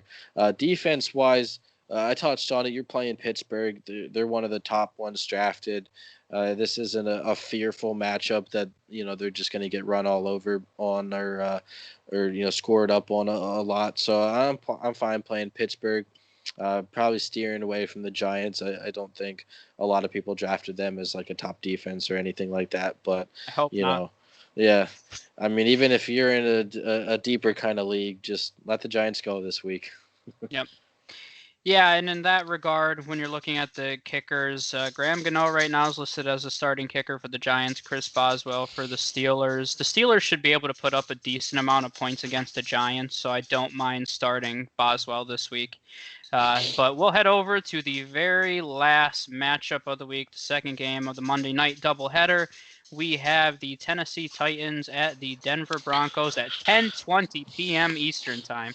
Yeah, so when most people are going to sleep, we'll be kicking off another game. So, Titans are 2.5 point favorites with a pretty low over under total at just 41 points. And you kind of look at that and you kind of want to go, oh, two teams, they can combine for 41 points. And so I want to take the over, but can these two teams go? Because they're kind of run oriented. And, we've seen a lot of wide receiver problems or injury problems for the Broncos with not knowing if Sutton or Hamler is going to play in this game. So, maybe 41 is a deceptively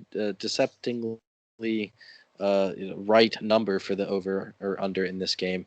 Um, you're likely sitting both Locke and Tannehill in this game, unless you need one of them in a super flex game, in a super flex league, just because, like I was alluding to, it's generally thought to be a lower scoring game, and these are run oriented offenses, especially for the Titans. But if Sutton were to miss, I feel like they would rely more on the running game with Gordon and Lindsey there for the Broncos. So maybe if Sutton misses, you're probably not as confident starting Locke this week. But if he's playing, you're probably putting him out there in the super flex league. Same thing with Tannehill. I feel like he offers a little bit of upside rushing the ball, but generally with this being a run oriented team, he's going to need a couple big plays from Brown to be relevant weekly.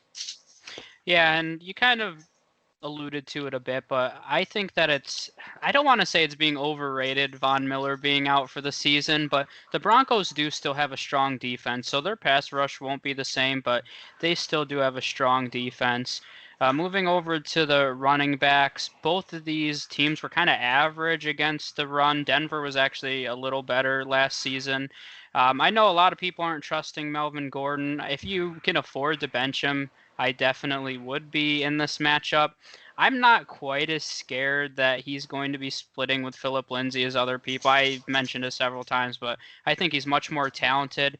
When I looked at his average salary, too, I was curious. He's the 8th highest paid running back in the league right now. They didn't bring him in to just sit on the bench. So I think given time, he's going to take over that backfield. But week one against a tough Titans team, I don't know if that's the time to expect a big game, but realistically, he's going to be your flex play, and I think he's more of a mid to low end flex this week.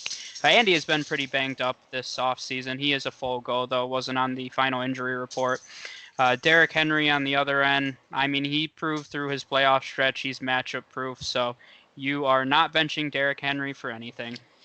Yeah, Derrick Henry's one of my guys this year. I'm really high on Derrick Henry, and in a couple different leagues, I had to, pass over Clyde Edwards-Helaire to take Henry. So, watching the game last night, I was a little concerned that maybe I made the wrong decision. So I'm hoping Derrick Henry can kind of, come forth in this game and really, have a good game to calm my nerves there a little bit. But injuries are all over the place for the Broncos wide receivers, like I talked about. We're not sure if Sutton's going to play in this game. We're not sure if Hamler is going to play in this game. I think if Sutton were to miss, the top option is going to be a decent DFS play, but I don't think I'd be starting any of them in a season long league. Jerry Jeudy, I just don't know how much he's going to get out the gate with Sutton or potentially without. And I'm big on Hamler as like a best ball, dart throw DFS guy in some weeks, but he's not going to get any points if he's not out there on the field. So it's just it kind of who's going to step up for the Broncos, not only this game, but just moving forward. If, do you kind of think of Sutton as being the number one? Is Judy locked in as the number two, or is, maybe somebody else, maybe the tight end Fant, or maybe Hamler's going to get some extra targets or something? But for the Titans side, you got to be playing AJ Brown. He presents a very high boomer bust, I believe. It's just if he continues where he left off in the regular season last year, where he was just blowing by everybody. He played a couple of good defenses too. It's not like he was just going through the Dolphins and the Raiders or teams like that, but. He played the Saints, and I generally think of the Saints as at least a top 5 defense, and he was very good against them. Had a couple of long plays, so he's going to come out, be the number one for this team, and I think you got to have confidence starting him. You drafted him in maybe the 4th round over some other guys, maybe like Juju or Beckham that we've talked about. So he goes in that range. Don't really like anybody else after Brown. I know Jerry's my guy is Corey Davis in this game, and he could have a decent year throughout, but starting the gate, I don't think Davis is likely on very many teams. I think he's probably on waivers in most leagues. So, I'd leave everybody else on the bench besides Brown in this one for the Titans. Yep, and for the tight ends, you mentioned Noah Fant already. The Titans were very bad against tight ends last season. They allowed the 5th most points. Their linebackers are more traditional in the sense that they're more run stoppers, not the greatest pass. They don't defend tight ends very well. So I think it's obvious. Everybody's talking about Jerry Jeudy as the number one option with Courtland Sutton and KJ Hamler out, but I mean, I think it's obvious that it's Noah Fant. I mean, Noah Fant had a nice season last year, and I've been shocked, especially in the hot spot. Everybody's been saying, "Oh, fire up Jeudy," and I'm like, why is nobody talking about no? I mean, he's the number one option with Courtland Sutton out. Jerry Jeudy I love Jerry Jeudy's talent. Don't get me wrong, but as a rookie, he's not going to be their number one target in game one. And Noah Fant and Drew Lock have a little bit of rapport from last season, so I think Noah Fant could have a really big night here, even though I don't expect this game to be high scoring, similar to you. On the other side, you mentioned some of the pass catchers for the Titans. I'm not excited by them, so I think by default, Jonnu's the second option in this passing game. So I think he's an interesting play. I know a lot of people like his upside this year.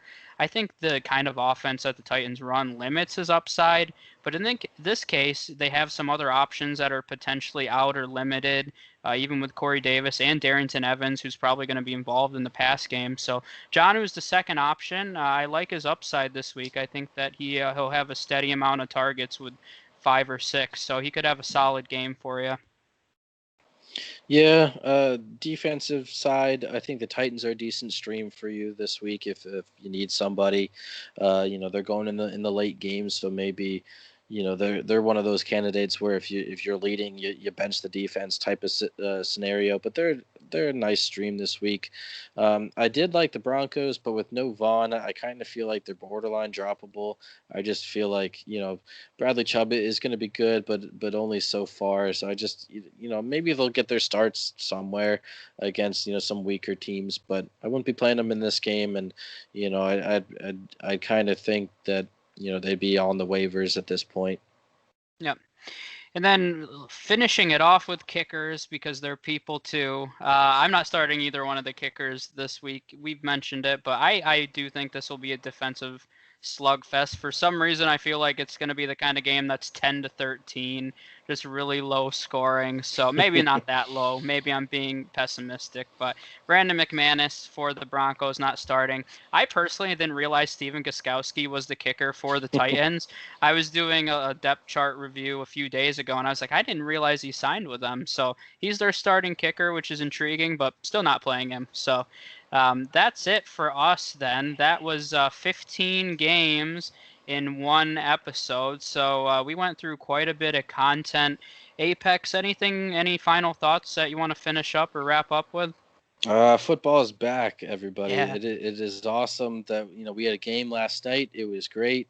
And Clyde Edwards-Helaire came out, made a big impression early. I didn't catch a pass, but 140 yards, some yards on the ground, and a touchdown. So he's on pace for over 2,000 yards this year. And so now it's probably not going to Oh, it's happen. happening. I don't know. I can't project that, but maybe if you take out the data what he got and you know and you take that 16 game pace, it could. But Tyreek Hill was a little quiet. I like Kelsey. I'm excited for football. I can go through the next 2 hours here and we can talk about week 2 matchups. I'm just very excited. I can't wait for Sunday. All these guys are going to be, in lineups, and the ball is going to be thrown around a lot, and points are going to be scored, and it's just the football season is back. We're starting September here. We're in the fall, so it's just perfect time, and perfect distraction from the rest of the world, what's going on. So I'm very excited. Football's back, everybody.